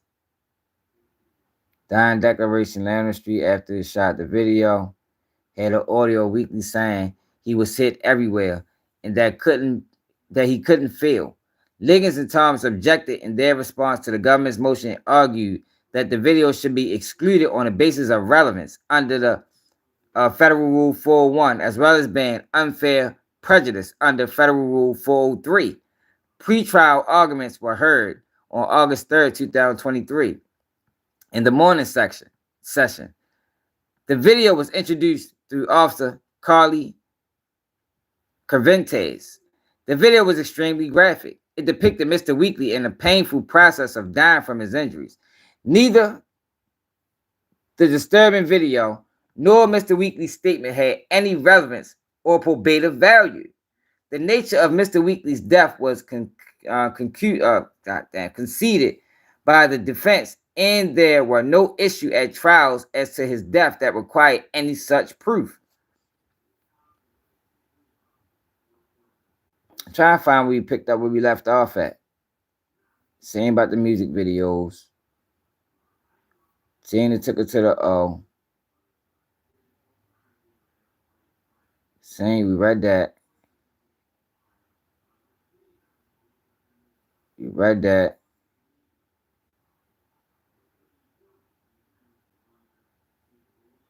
We read that.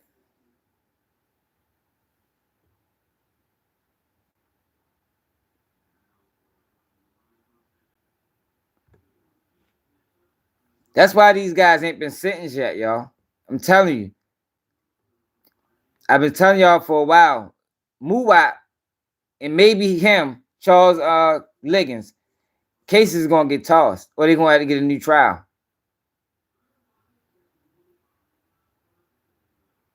You read this.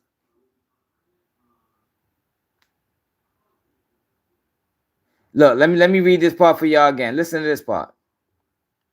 Listen to this. FBI agent case had no personal knowledge of the events of August 4th, 2020. In fact, she was not the investigating case agent who gathered the evidence. Despite this lack of knowledge, she was allowed to opine regarding the meaning and significance of numerous pieces of evidence and to narrate the video evidence based on her own personal interpretation as to what she saw.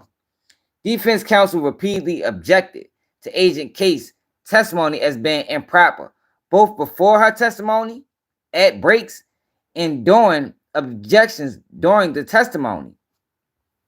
Because this is why. By use of repeated questions of, do you see anything of interest to the investigation here? Agent Case was allowed over repeated defense objections to testify that she had viewed the Camtasia video dozens of times, and that many times she would notice something in a video that she hadn't noticed before. She would then focus on a portion of the Camtasia video and interpret it inconsistent with the government's theory of the case. Eventually, the court ruled that the defendant had a standing objection to Agent's case testimony. The Camtasia video was in evidence. The jury had the ability to watch that video and draw whatever reasonable inferences it wished to draw from it under the guise of explaining the investigation. The questions to Agent Case were purposely aimed at allowing her to improperly make inferences from the evidence that fit the government's theory of the offense to essentially identify the defendants, including Charles Liggins, on portions of the video, although she did not have any personal knowledge on which to base such identifications, and no other witnesses had made such identifications, and to fill the numerous evidentiary gaps in the government's case with speculation. They was filling in gaps of the case, y'all, with speculation. Agent Case had absolutely no personal knowledge of the events shown in the Camtasia video on which to base our inferences. Well, I can't say that word, y'all. God damn. Agent Case was in no better position than the jury to interpret the video. It was the jury function to interpret and make reasonable I can't fucking say his word. Inferences from the evidence. Agent Case testimony usurped this responsibility of the jury in impinging upon the jury's role as fact finders.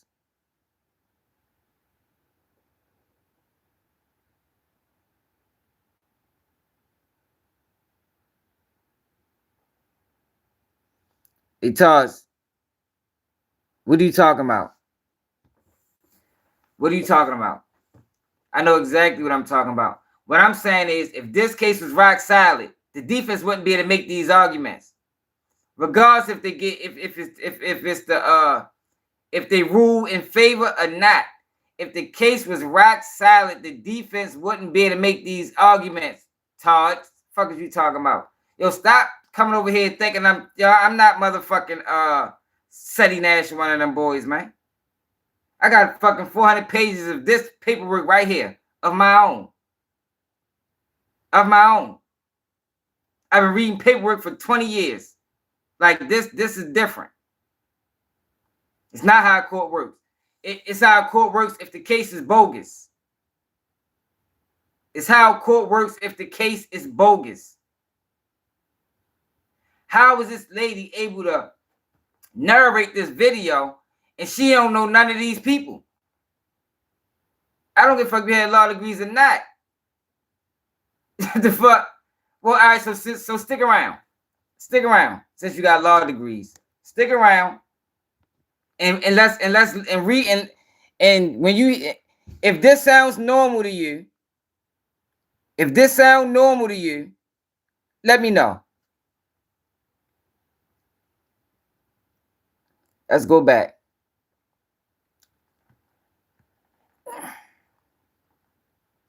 Agent Case had absolutely no personal knowledge of the events shown in the Camtasia video on which to base her inferences.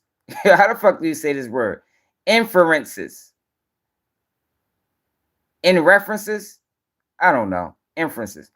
Agent Case was in no better position than the jury to interpret the video. Basically, what the lawyer is saying was she didn't have to narrate this video because she didn't know anything about the video.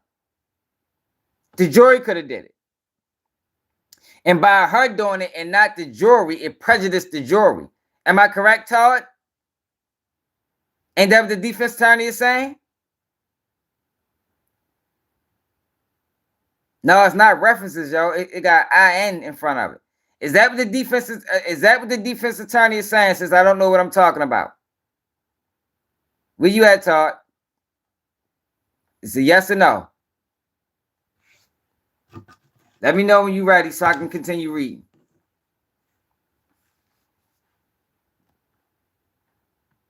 Now you don't want to say nothing. Agent K's testimony was not based on personal knowledge as required by Federal Law 602 and did not satisfy the requirements of lay opinion evidence under Rule 701. Agent Case improperly testified to y'all must be tired, yo. When I'm tired, I'll be having trouble reading, yo. Inferences about the video and other evidence. Those inferences were solely the province of the jury. In addition, Agent Case was allowed over repeated defense objections to testify as to forensic analysts, including fingerprints and DNA. Y'all can't say it, bro. I think it's my accent, bro. I think it's my Baltimore accent not allowing me to say it. They were performed by others. This testimony was clearly hearsay. Hey, Todd, where you at? Let me know if this is typical. Agent Case was allowed over repeated defense objections to testify as to forensic analysts, including fingerprints and DNA, that were performed by others. Is that typical? Is it typical that forensic analysts testify to other people's work? Or do the person who do the work testify to their own work? Let me know, Todd, because I was always under the interpretation that the people that do the work testify to it.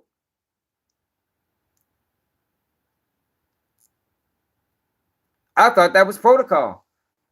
Look, Todd, quiet as a motherfucker. Coming here just talking. Don't know what the fuck he talking about. I know what I'm talking about. I'm 100% sure in what I'm saying. I'm going to get to it.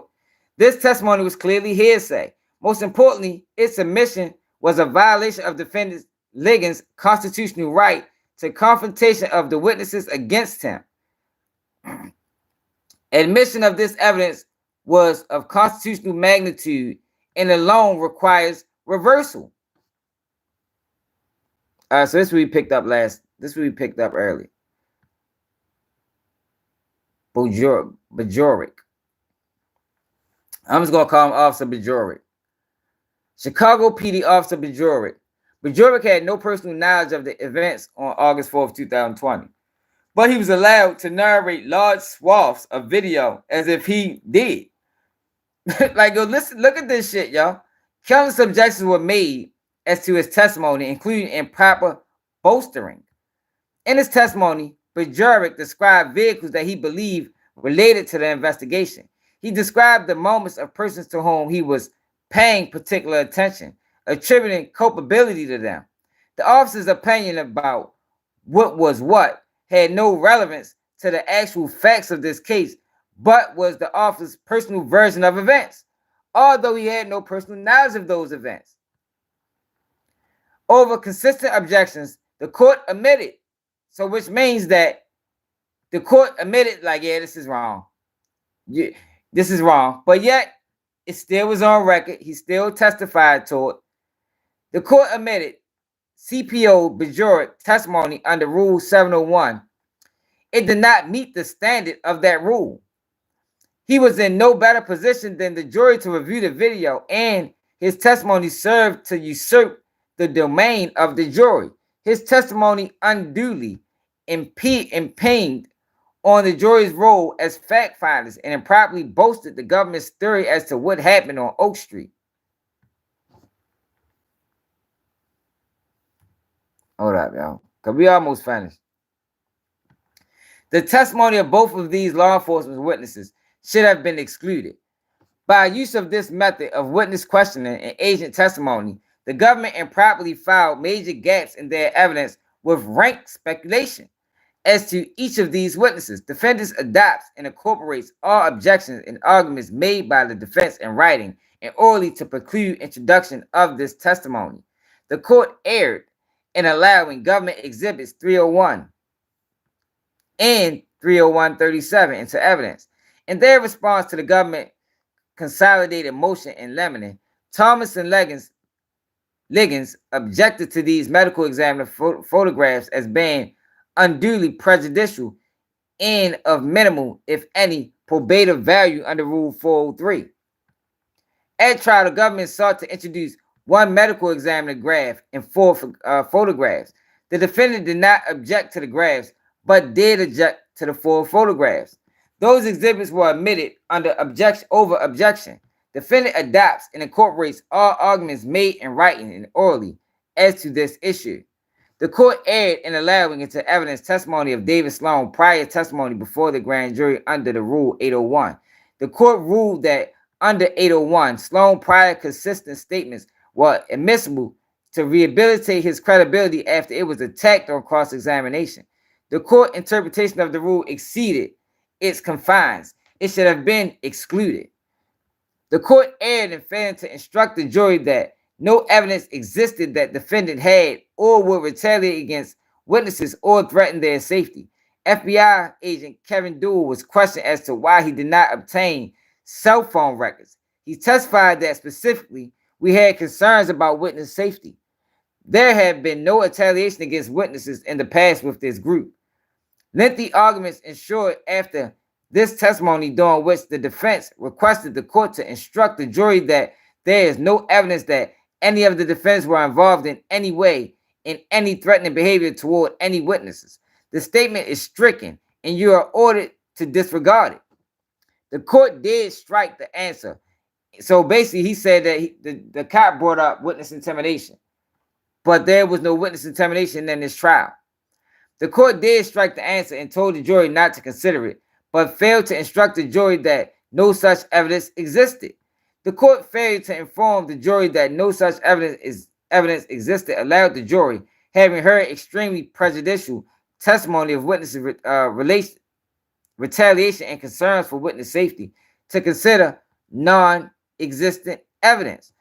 The prejudice was exuberant, excavated because the jury was anonymous, thus highlighting concerns for their safety. Striking the answer was insufficient to eliminating the prejudice caused by Doe's testimony. Failure to give the requested instruction denied Charles Liggins his constitutional right to due process and a fair trial. The court erred in allowing to evidence government exhibits 301 and 302 and clips from those exhibits. These exhibits were recordings of Cook County Jail phone calls reportedly made by co-defendant Robeson more than 6 months after the Oak Street shooting, in which Robeson allegedly discussed drugs.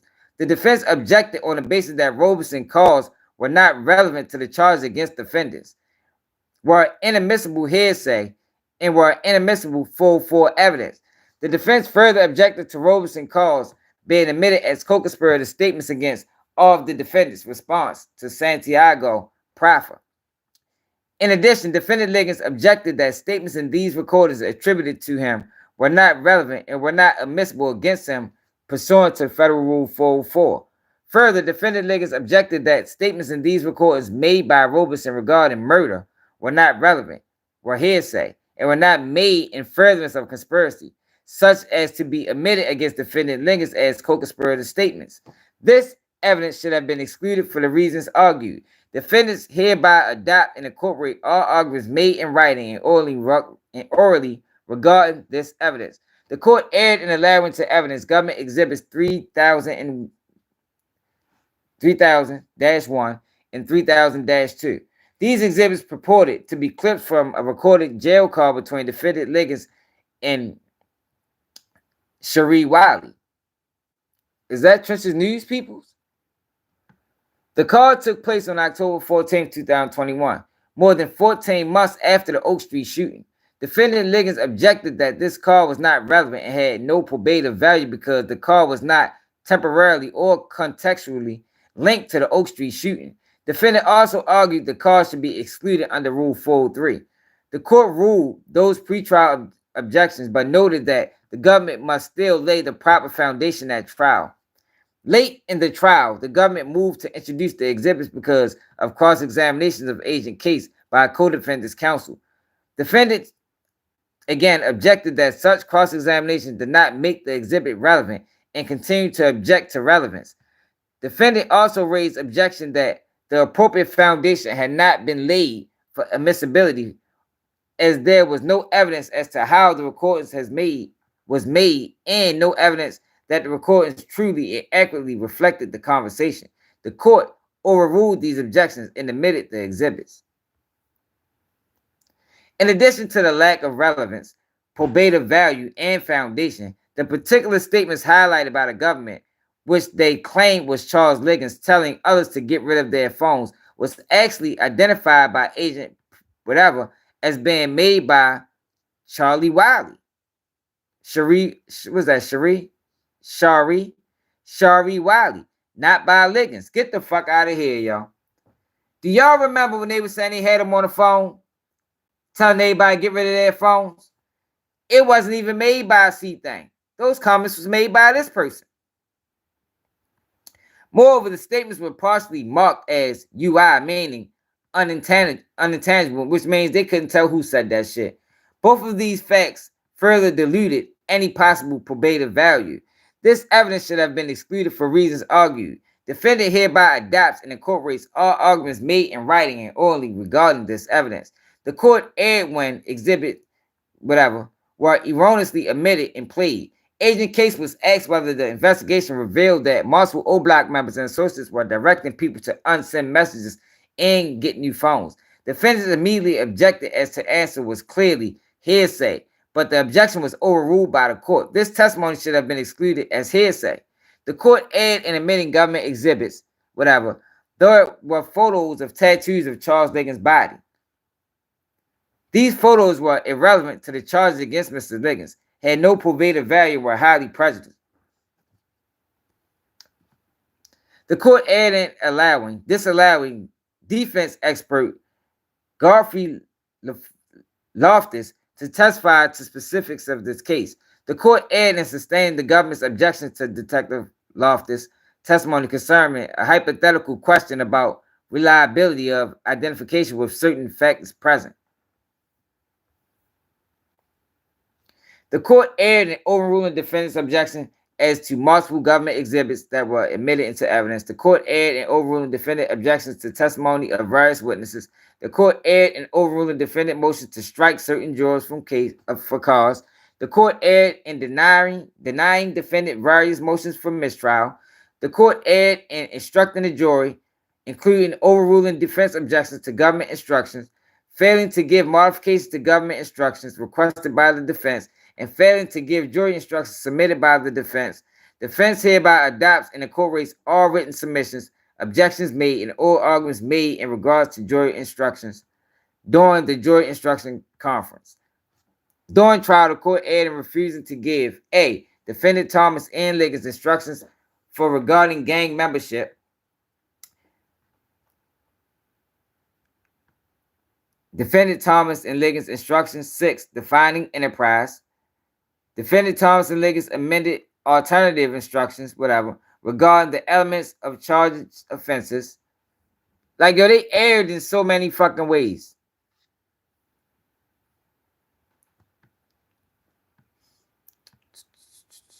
Which instructed the jury that all elements had to be presented on August 4th, 2020, the date of the charged offenses, and that the government had to prove that O-Block street gang existed.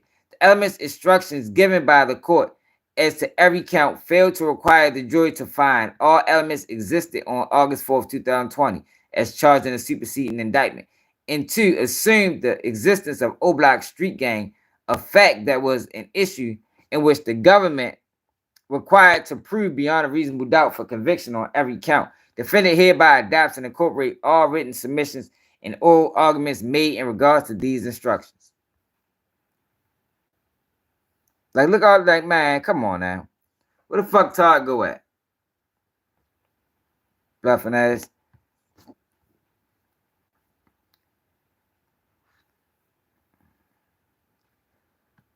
The court erred in giving the government's aiding and abetting instructions over defense objections and rejecting the defense's alternative and modifications to those instructions.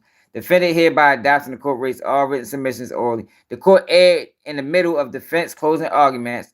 The court changed the aiding and abetting instructions, read the changed instructions to the jury twice, and then submitted it to the jury as supplemental instructions. Defendant hereby adopts and incorporates all arguments made regarding this instruction. The court erred in giving changed aiding and abetting supplemental instructions, confusing misstating the law, and was incomplete as given. Defendant hereby adopt. Like, yo, look at all these fucking mistakes, man. Like, man, come on now. The court erred in refusing to give pattern instructions regarding evidence of other acts. The court erred in refusing to give pattern instructions regarding evidence of other acts. Evidence, okay. Offered by defendant Robeson Liggins in regard to jail car recordings of defendant Robeson made months after the charged offenses which government interpreted as evidence of narcotics trafficking. Defendant hereby adopts and incorporates. We ain't gotta read that part. The court erred in taking Mr. Liggins' motion for judgment of acquittal after the close of the government's case and at the close of all evidence under advisement in submitting the case to the jury. Those motions should have been granted. In support, Mr. Liggins adopts and incorporates the arguments made orally at the time and the arguments contained in the Rule 29 motion said. Mr. Liggins hereby adopts and expressly reasserts and preserves all written pleadings, pretrial and trial motions, objections, and arguments. Mr. Liggins hereby adopts any and all issues and arguments raised in the post-trial motions filed by co-defendants that may have be applicable to him. All right, this is the end.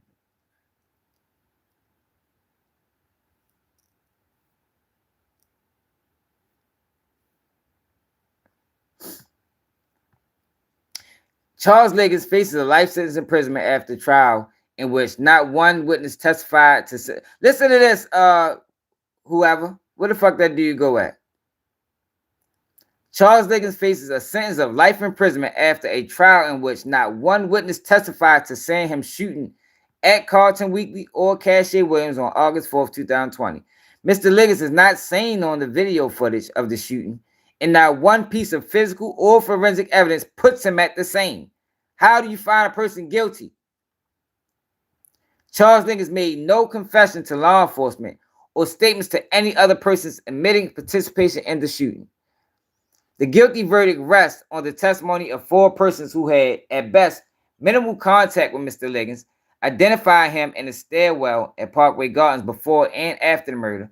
That testimony was used to speculate without any evidence, that Charles Liggins got into a Chrysler that went to Oak Street, got out of the Chrysler, and fired a weapon and returned to Parkway Gardens in the Chrysler after the shooting.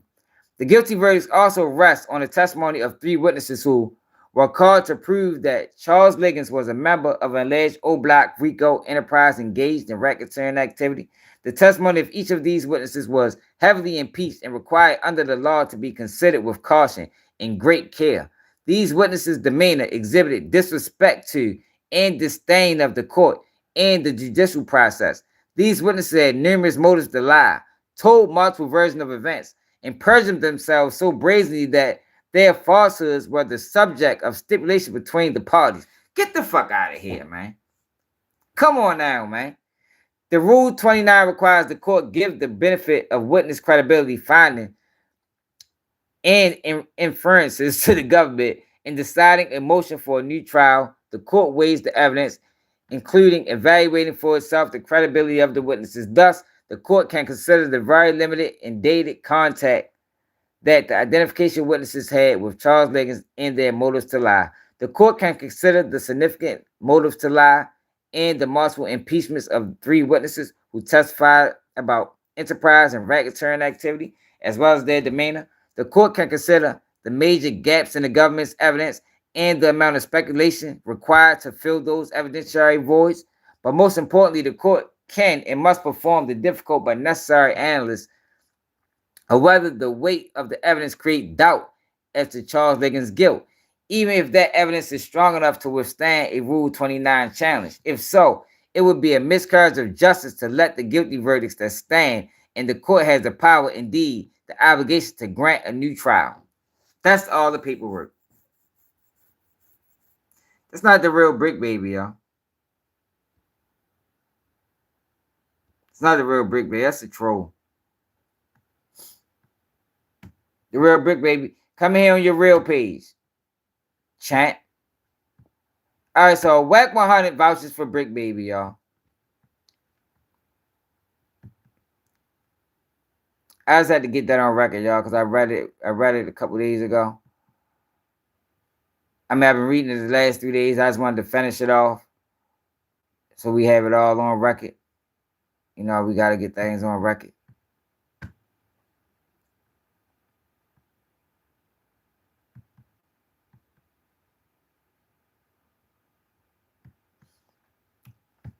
Wack 100 say Bricc Baby is on fire. Full coverage for just $39 a month? Seem too good to be true? It isn't. If you haven't checked your rates recently, you're probably being overcharged for auto insurance. Find out now. Click on the link. Nah, nigga, we was 40. Shout out to my man Ray Gibbs TV, man. Hit that like button, yo. Subscribe to the channel if you new. I just got a link for a delivery. Did you give me a birthday gift? Yeah. You should check with Jeannie, though. Why? That nigga Bricc, yo, Chuck, do you see what Bricc Baby doing? Y'all talking about him. Now, this is the thing, y'all. This is proof right here, y'all, that these guys, they don't care what you say about them. They will let you put a snitch jacket on them. They'll let you put a homosexual jacket on. They will let you put any type of jacket on them. As long as it's going to get them interviewed, as long as it's going to put their name in the algorithm, they don't even give a fuck. This is proof. This is proof, y'all, right here. Listen to what Wack say. And you know, Wack is the king of this shit. He's the one pushing the bullshit.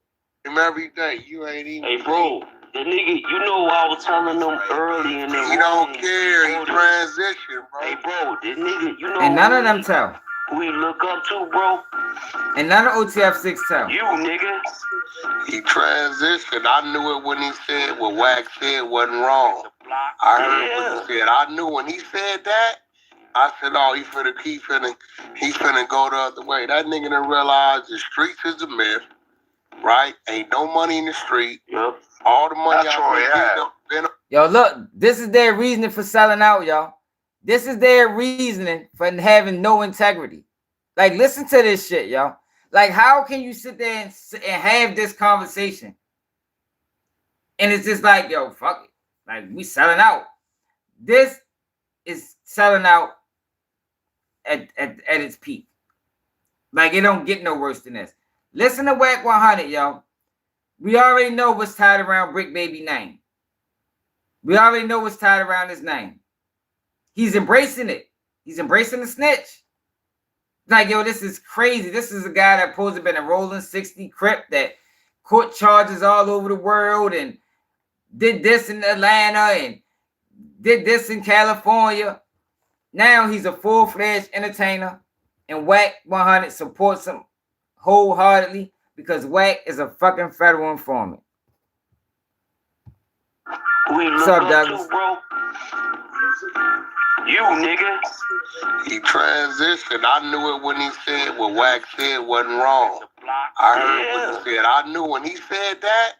I said, oh, he finna go the other way. That nigga didn't realize the streets is a myth, right? Ain't no money in the street. Yep. Yo, it's nothing to myth about the streets. There's nothing to myth about the streets, yo. People have really died. Durk is really facing life in prison. Like, yo, we gotta stop that dumbass narrative that the streets is a myth. It's not a myth, yo. A myth, man, it's fake. It's not real. These deaths and these bodies and these young boys going, this shit is very real. It's very real. When you get life in prison, 9 times out of 10, you're gonna die there. You ain't getting out unless you got find some type of loophole in your case, or you pull a Terrence Williams. But nevertheless, it ain't fake. It ain't fake. Ain't nothing fake about it. Right. Shit real as it get. I don't know what the fuck they be talking about, man. Keep talking about the streets is a myth. Got people repeating that dumb ass shit. Meanwhile, we got black kids dying as young as 10 years old out this bitch. We got 13-year-old drill rappers. The fuck ain't nothing a myth. It's very real. But you motherfuckers is misleading. Y'all misleading, man. And they don't care that they misleading because they making money while they doing it. Right. My man say, tell the family of the people sentenced to 60 years or people who buried their love, their friends and family that is fake. Ain't nothing fake about no fucking streets. But you got these people that'll sell it to you because that's their explanation for selling out. You understand what I'm saying? So they gotta feed the narrative that yo, the streets is a myth. Internet is a, you know, just so they can sell out, just so they can play characters, just so they can run plays back and forth, act like they beef. So meanwhile, while they getting rich, the people ain't getting nothing but entertainment. We ain't getting nothing but entertainment. We ain't learning nothing. We ain't becoming better as people. We not even learning how to move smart out here in the world. We ain't getting nothing out of it but entertainment while they getting rich. But they're telling you that it's a myth so they can continue doing that. They want to continue getting rich, continue pushing negativity, continue pushing ignorance so they can get rich, y'all. That's all that's going on, man. And they can't stand me because I peep the play. I peep the play and I ain't with it. I think it's flawed. All the money I've been on the media. Now, Troy Ave told the truth. Nigga, not Troy Ave. No. I wasn't. This Troy Ave told the truth. Academic just said it again. And when Academic just said it, it really just fucked the game up. That nigga said we don't give a fuck about nobody telling. He said we don't care about nobody telling. Yo, Academics is yo. Hold on, let me take my glasses off for this, y'all.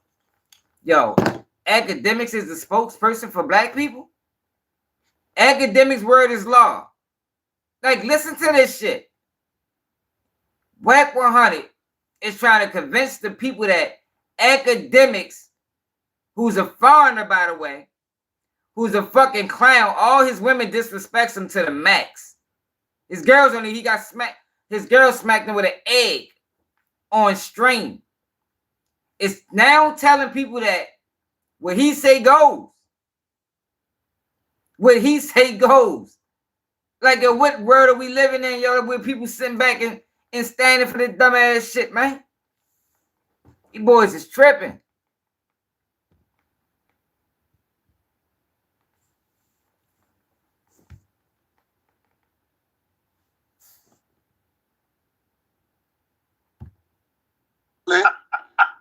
Y'all ain't slide, we ain't slide. We listen to the music. We don't give a fuck. Hey, Wack, but it though, you know that nigga Bricc, baby, bro. He look up to you without the gay shit and all that. But he look up to you. Man, Bricc baby is going all the way. He's trying to mix his crowd up, bro. What? How you talk that shit like, yo, I don't give a fuck if they blogging about me, negative, good, whatever, nigga. Yeah, he just going all the way in the water. What I told you. What I told y'all. These people are selling out, yo. They don't care if you call them a fucking rat. They don't care if they ain't got no integrity, yo. Yo, I'm telling y'all, though, this is a dangerous fucking narrative. You do not want a generation of kids growing up thinking like this. You don't want, yo, I'm telling you, it's going to devastate the black community. It's going to devastate the black community, man. You think it's bad now. Imagine how bad it's going to be if everybody adopt the mentality of, yo, I don't have no integrity. I don't have no morals. I'm just doing whatever the fuck I want to do. Cause that's what they talking. That's what they pushing. Like, yo, this shit is disgusting, yo.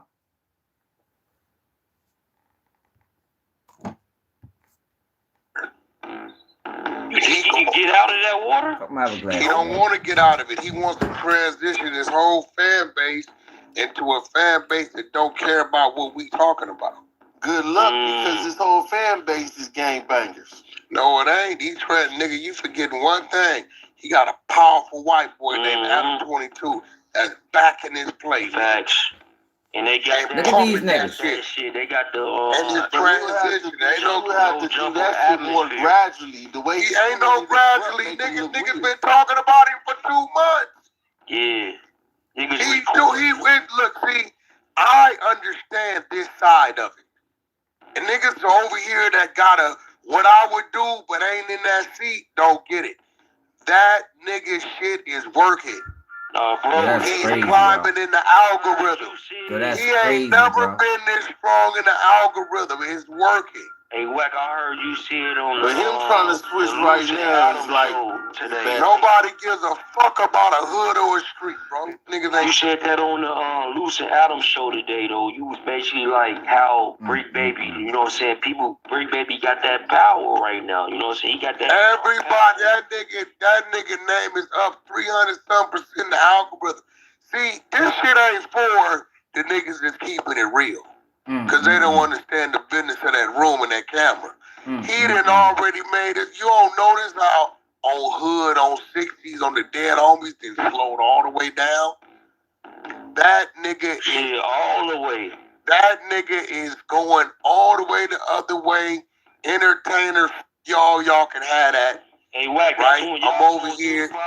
Yo, this shit is disgusting. I don't even want to hear no more of it. I can't hear no more of that, yo. Yo, there's nothing worse than me, yo, than hearing black men sell out. Ain't nothing worse than me, man. Ain't nothing like, yo, he is actively promoting. He's promoting selling out. Sell your soul. That's what he promoting. Damn, yo, that's bad, yo. That's bad, y'all. I ain't never think it'd ever get like that, yo. I can't watch no more of that shit, man.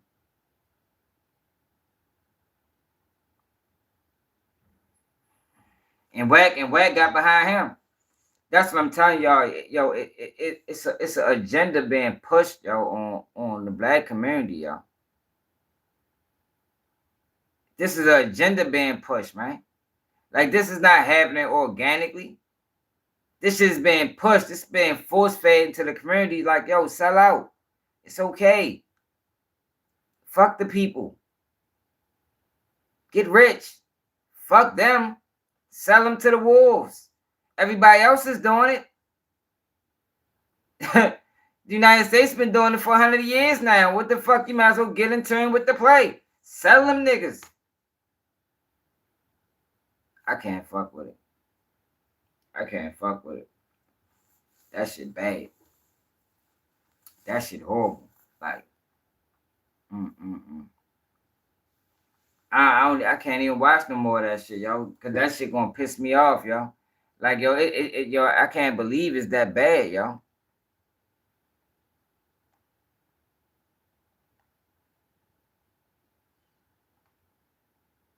Yeah, for real, Charlene.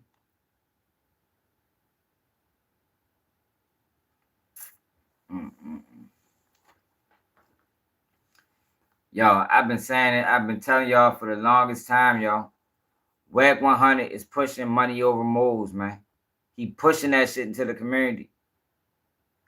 He pushing it, and I'm telling you, yo, if that becomes the way of thinking as a whole for the black community, expect crime to increase.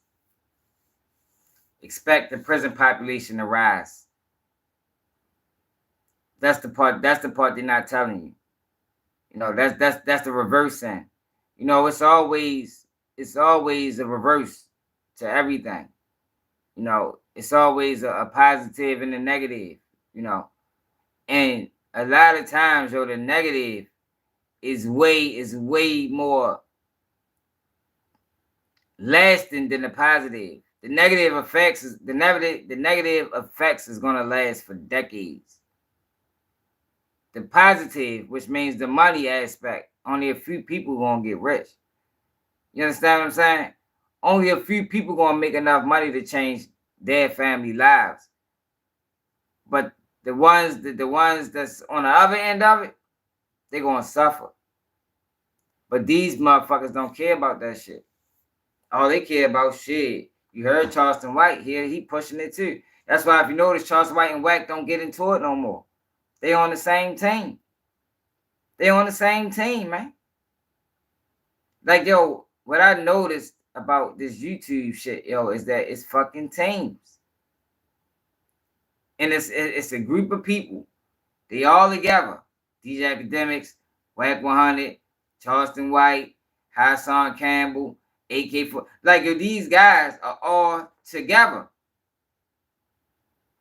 And all they do is pass the ball to each other, back and forth. That was the bitch playing catch.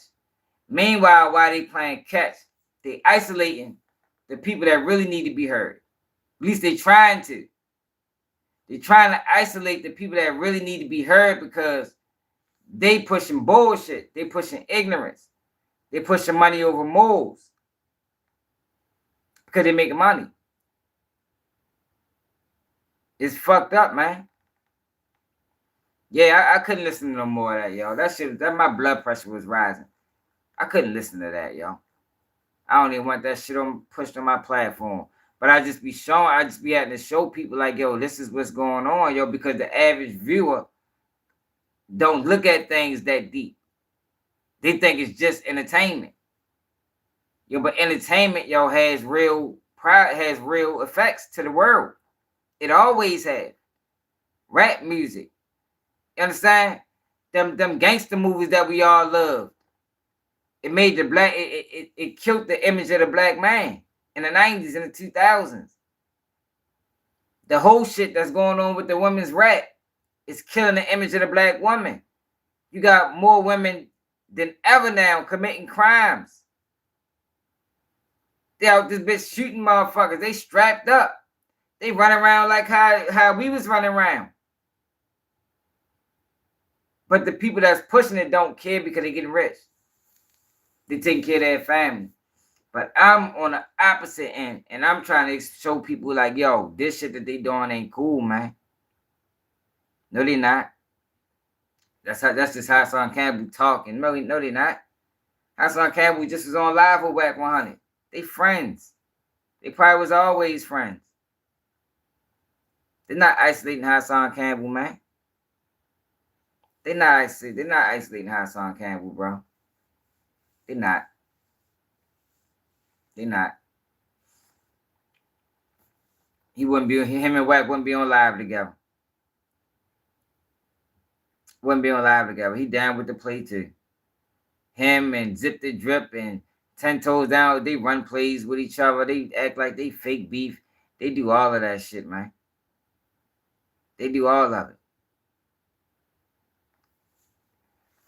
Shit fucked up though, y'all. I can't get with it, y'all. That should be make me like, man, maybe I need to leave this YouTube shit alone because I can't conform. You feel me? I can't conform to the bullshit and the nonsense. I won't, y'all. Because I gotta, at the end of the day, y'all, I gotta feel comfortable. You understand what I'm saying? I gotta feel comfortable with and be able to go. I gotta be able to look at my kids in the face. You know, I want my kids, and they see an honorable man, like not a fuck boy on the internet running plays for a couple of hours. Cause that's what the fuck these niggas is. They fuck boys, man. They're on the internet running plays for a couple of hours. They pushing ignorance. Yeah, they pushing ignorance.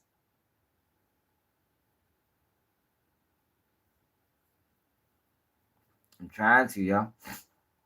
I am. I'm trying to, and that's why I don't stop, because I'm trying to show people. I'm trying to show people you don't have to do that. Yes, it's gonna take you longer. It's gonna take you longer, but you don't have to do that. See, this is the thing, y'all, and this is what had me really start thinking like this. Like the last couple weeks, y'all, for people that follow me, yo, the last couple weeks, I've said things on this internet that went viral. Last couple weeks, the narrative of the King Von thing, the Bricc baby thing, all of that came from me. All of that came from me. King Von is to blame for everything that happened with Durk. Bricc Baby is the rat. All of that came from me. But it's all over the internet, all over the world. And not one person, y'all, said to keep BG News. So it had me thinking, like, yo, what the fuck? Like, yo, how is it not one person said it? It got me thinking, like, yo, I'm not in the in crowd. So it's not about giving credit when credit is due. It's about giving credit to the people that's on your team. You feel me? You give credit to the people that's on your team. And you steal from the people that's not.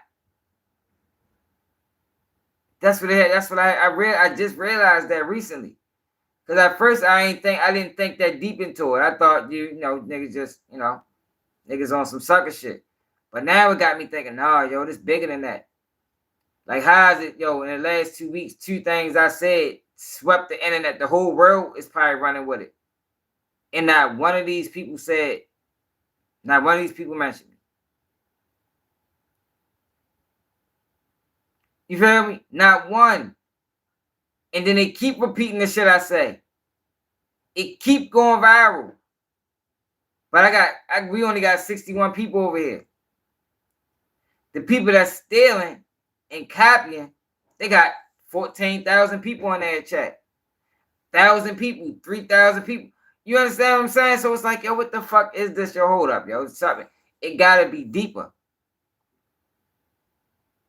It gotta be deeper than just niggas don't fuck with Keep It G. Nah, fuck no. Keep It G ain't on our team. You feel me? He ain't on our team. Yeah, he say some real shit. Yeah, we fuck with him. We all watch him, but he ain't on our team. We running plays. He ain't fucking with that. He's still trying to, he's just a different type of guy. He's a different type of person. And it's like, damn, yo, that's a dirty game. Because it get YouTube and this internet gets presented like, yo, you can get on here and you can make some money.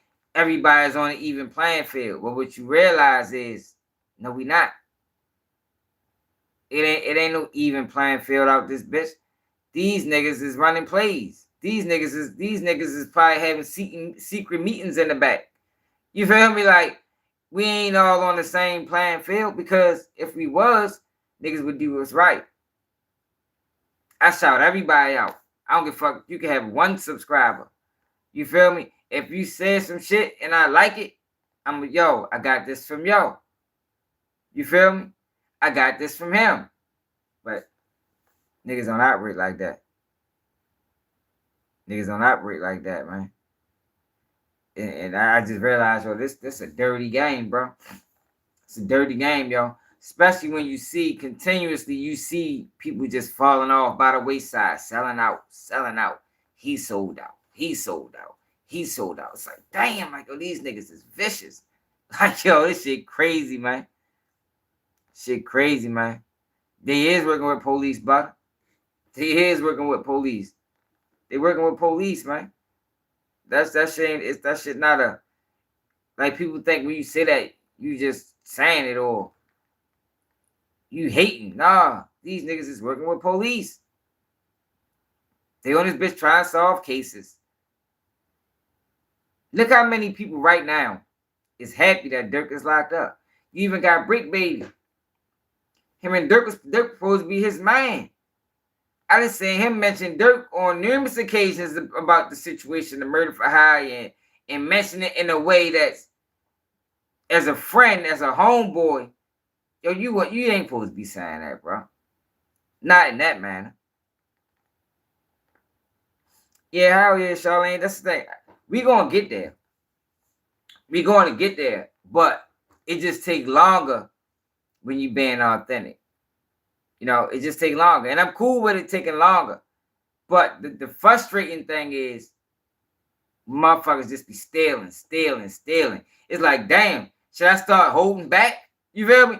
If I was to start holding back, right? Excuse me. And not giving certain takes, where the fuck would that leave them at? And then that'd be dry as a bitch. Would nobody be saying nothing substantial because it ain't coming from KPG News.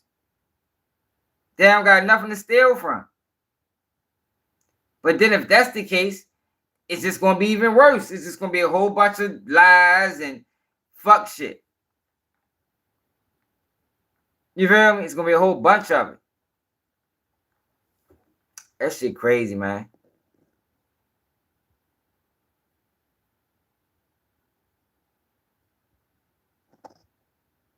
But I ain't complaining because I'm cool. But the hair Wack 100, who I think is a fucking federal informant. I believe he's a federal informant. Like, you really can't tell me nothing different. The way he moves says he's a federal informant. The fact that he allowed that movie company to send him to court, the Keefe D court case, tells me he's working, tells me he has handlers, tells me he's a puppet. Like, it wouldn't nobody be able to send me to go to court. The fuck you mean? You go to court. You want to bail out Keefe D. You want his life rights. You go to court. You're not sending me to court because it looks better. Because that's all it was about. It looks better. Wack 100 going to court for Keefe D looks way better than a fucking a group of white men or a group of Jewish men or a group of Indian men or a group of Asian men going to court advocating for Keefe D bail. It wouldn't look right. So who do we go to? Who is willing to sell out his people? Who willing to do it? Wack 100. Wack 100 willing to do it. So you get Wack 100 to go in there and advocate for Keefe D. Yeah, I'm trying to bail him out. You make him the face. So if you willing to be the face of that, what else are you willing to be the face of? See, this is my ideology. Yo, people that move like that, that's how they move completely. You feel me? If you take payment to push a political agenda, they'll take payment from the feds too. Because it's not going against what you stand on. You don't stand on anything. To you, it's all about money. So you wouldn't care if the feds paying you or you being paid by Kamala Harris. All you worried about is getting paid. You understand? You get what I'm saying? If a movie company can send Wack 100 to court to advocate for Keefe D, any company can send Wack 100 to the internet and advocate for money over moles. You get me? We need to push money over moles. Wack 100, we need you to do it. Because they know, like the shit I'm telling y'all, they know that this is gonna have negative effects on the black community because they only doing it to the black community. That's the other part. They only doing it to the black community. They're not doing it to nobody else. There's no other community, yo, where you have somebody like Wack 100. He talking about Bricc Baby. You heard the shit that he just said. I never play it again. Man, shit, he don't give a fuck. And then he credit DJ Academics. Like, DJ Academics has the say so. Like, DJ Academics' word is law in this culture. DJ Academics said that we don't care about snitching. If Thug album not better than Gunna's, we rocking with Gunna. Who the fuck is DJ Academics? He's a fucking goofy. It's a fucking goofy. Man, this shit crazy, man. This shit crazy, yo. Like, damn. I don't know, y'all. That's all I can say, yo. Support the platform. You feel me? You support the platform, yo, because at the end of the day, yo, we ain't stopping. I talk that shit, yo, but I came too far to stop.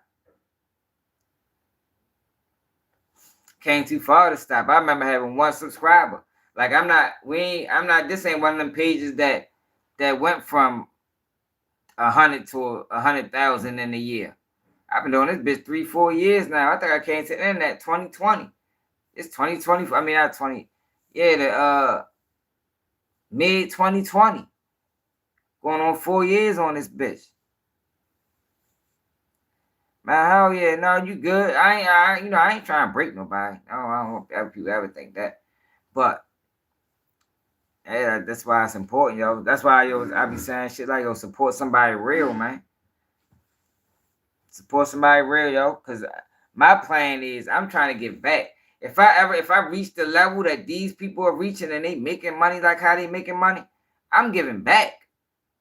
Cause that's what I'm here for. You know, we doing this shit as a team. You understand what I'm saying? Like, I'm not trying to steal from people. I'm not in here. I'm not in this shit to steal from people. I'm in this bitch to give a real message, give a real perspective, put out real information.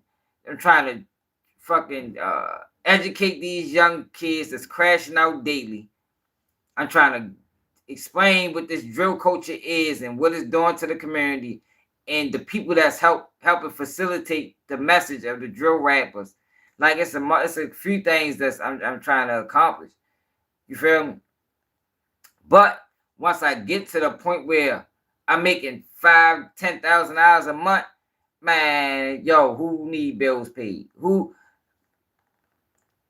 Whoever supported the platform in the last 30 days, if you got any issues, hit me on my Instagram inbox and we gonna work from there. Like, I'm on that type shit. You feel me? Like, because at the end of the day, these people is getting money for talking. You know.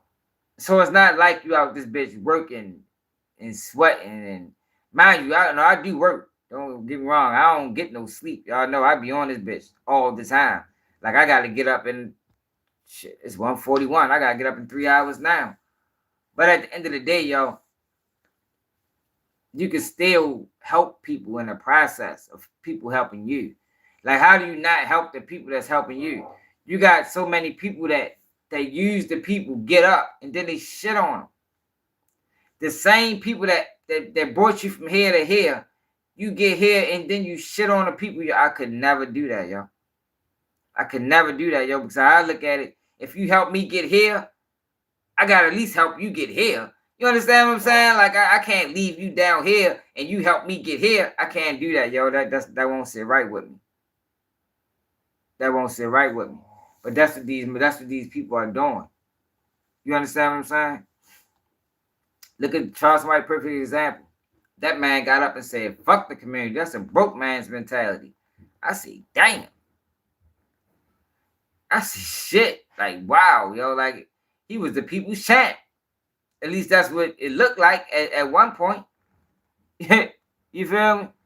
Exactly, Charlene. Exactly. Like pastors in the mega church. All they doing is taking. They ain't giving nothing back. They're not even giving real information. They're not even giving real content. That's the least they can do. You making all this money and you gonna put on a show? At least give real content. They don't even want to do that, y'all. They want to give you J-Mane and Rainwater acting like they're going to fight on the platform. They want to give you Bricc Baby and embracing the snitch role. They want to give you Wack 100 embracing all the rats. Like, yo, it's this shit crazy, though. Oh, my goodness.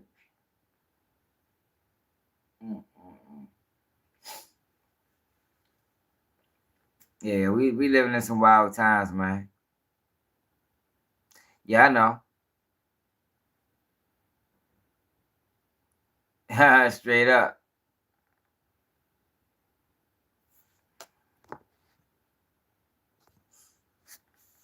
Yeah, hell yeah, though, man. But shit, I appreciate everybody that tapped in. Y'all gotta get an uploaded video. I'm working on a video, y'all, but the way my life been set up, I ain't been able to take time and you know, because I like putting out, you know, I do the videos from my phone sometimes, but I like, you know, I like getting in front of the computer, doing my editing shit. Yo, but that shit takes time, yo, like days. You feel me? Like when I be doing the videos, that shit might take me a week to put out, just because all the other things I'm doing throughout the day. You feel me?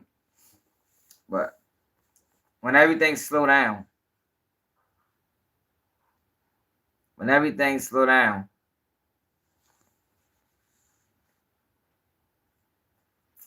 shit gonna get back to where it's supposed to be. Yeah, yo, they burning the internet. They burning the internet down, yo. They killing us with the bullshit, yo. Like they burning it down. That's what's basically what's going on, yo. They are burning the internet down with fuck shit. Meanwhile, they getting rich doing it. They feeding us fuck shit and they getting rich doing it. We not getting nothing out of it.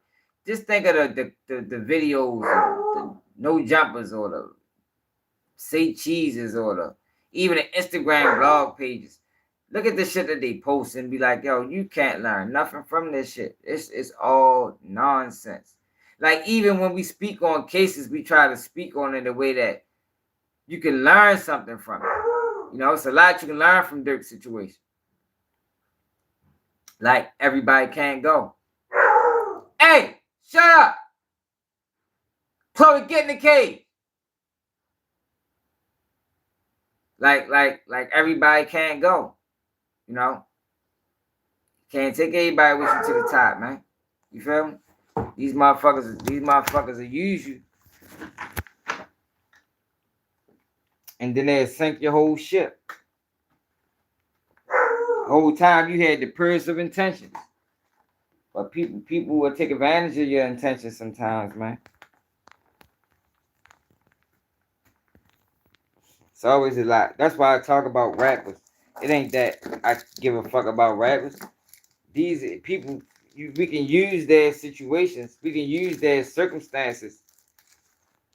And people can learn from it. You know, us, the everyday person. We can learn from that shit. You gotta try not to let lessons go untaught, man. Like if it's a lesson in something, that shit need to be exploited so people can learn from it. Not ignorance. You know, we're not exploiting ignorance, but we're exploiting the situations that so people can learn something, take something from it. So we don't have people keep being in that situation. That's why when I be talking about the rats and shit, I be explaining to people what a rat is. You know, you can peep these guys way before they tell on you. Way before they tell on you, you can peep them. If you pay attention to the character traits, pay attention to how they move, pay attention to the lies that they tell. You know what I mean? Yo, why is you making all that noise, bro? What's wrong with you, yo? What's wrong with you? Relax. Relax. Yo, you not getting out. Nobody's getting out. Ready to go to bed, man. You don't be down here barking all night, y'all. I mean it. You're gonna be in trouble. But yeah, I appreciate everybody on that tap there. Like I say, y'all, you know, it always take the real longer. But one thing about it though, when we finally do get where we going, hold up, y'all. I gotta get something to drink. When we finally do get where we going, we here to stay. Those people that's chasing the fast dollar, they gonna fall off. It's similar to selling drugs and working a job. You feel me? Right now, clout chasing is like selling drugs. It's the fast route. Yeah, you're gonna make a whole lot of money. But how many years is it gonna last? You feel me? But my problem is, just like selling drugs, burning down the community. My problem is the after effects. That's why I be attacking it like that, because it ain't just that you burning down the community. It's the after effects. It's the after effects. Are we going to be able to recover from after they made all their money after all the selling out they did, are we gonna be able to recover from the damage that was done? You feel me? That's my thing. After they made their money and sold out and fell off, is it gonna be too late to recover and get back on track? After 15 years of clout chasing,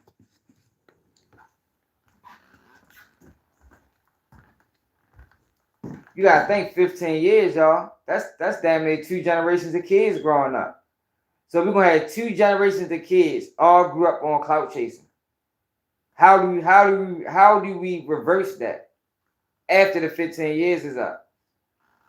That's my issue. That's what I be paying attention to. That's why I be pushing against it so aggressively. Because I'm telling people, yo, this shit is an issue. This shit is a problem. It ain't just entertainment. This shit is real. They selling us out. And they tricking us to believing that, yo, it's just entertainment. You know? It's just the internet. It's not real. Just so they can get rich. But let me know how y'all feel about this in the comments. Like I say, y'all, we in this together. And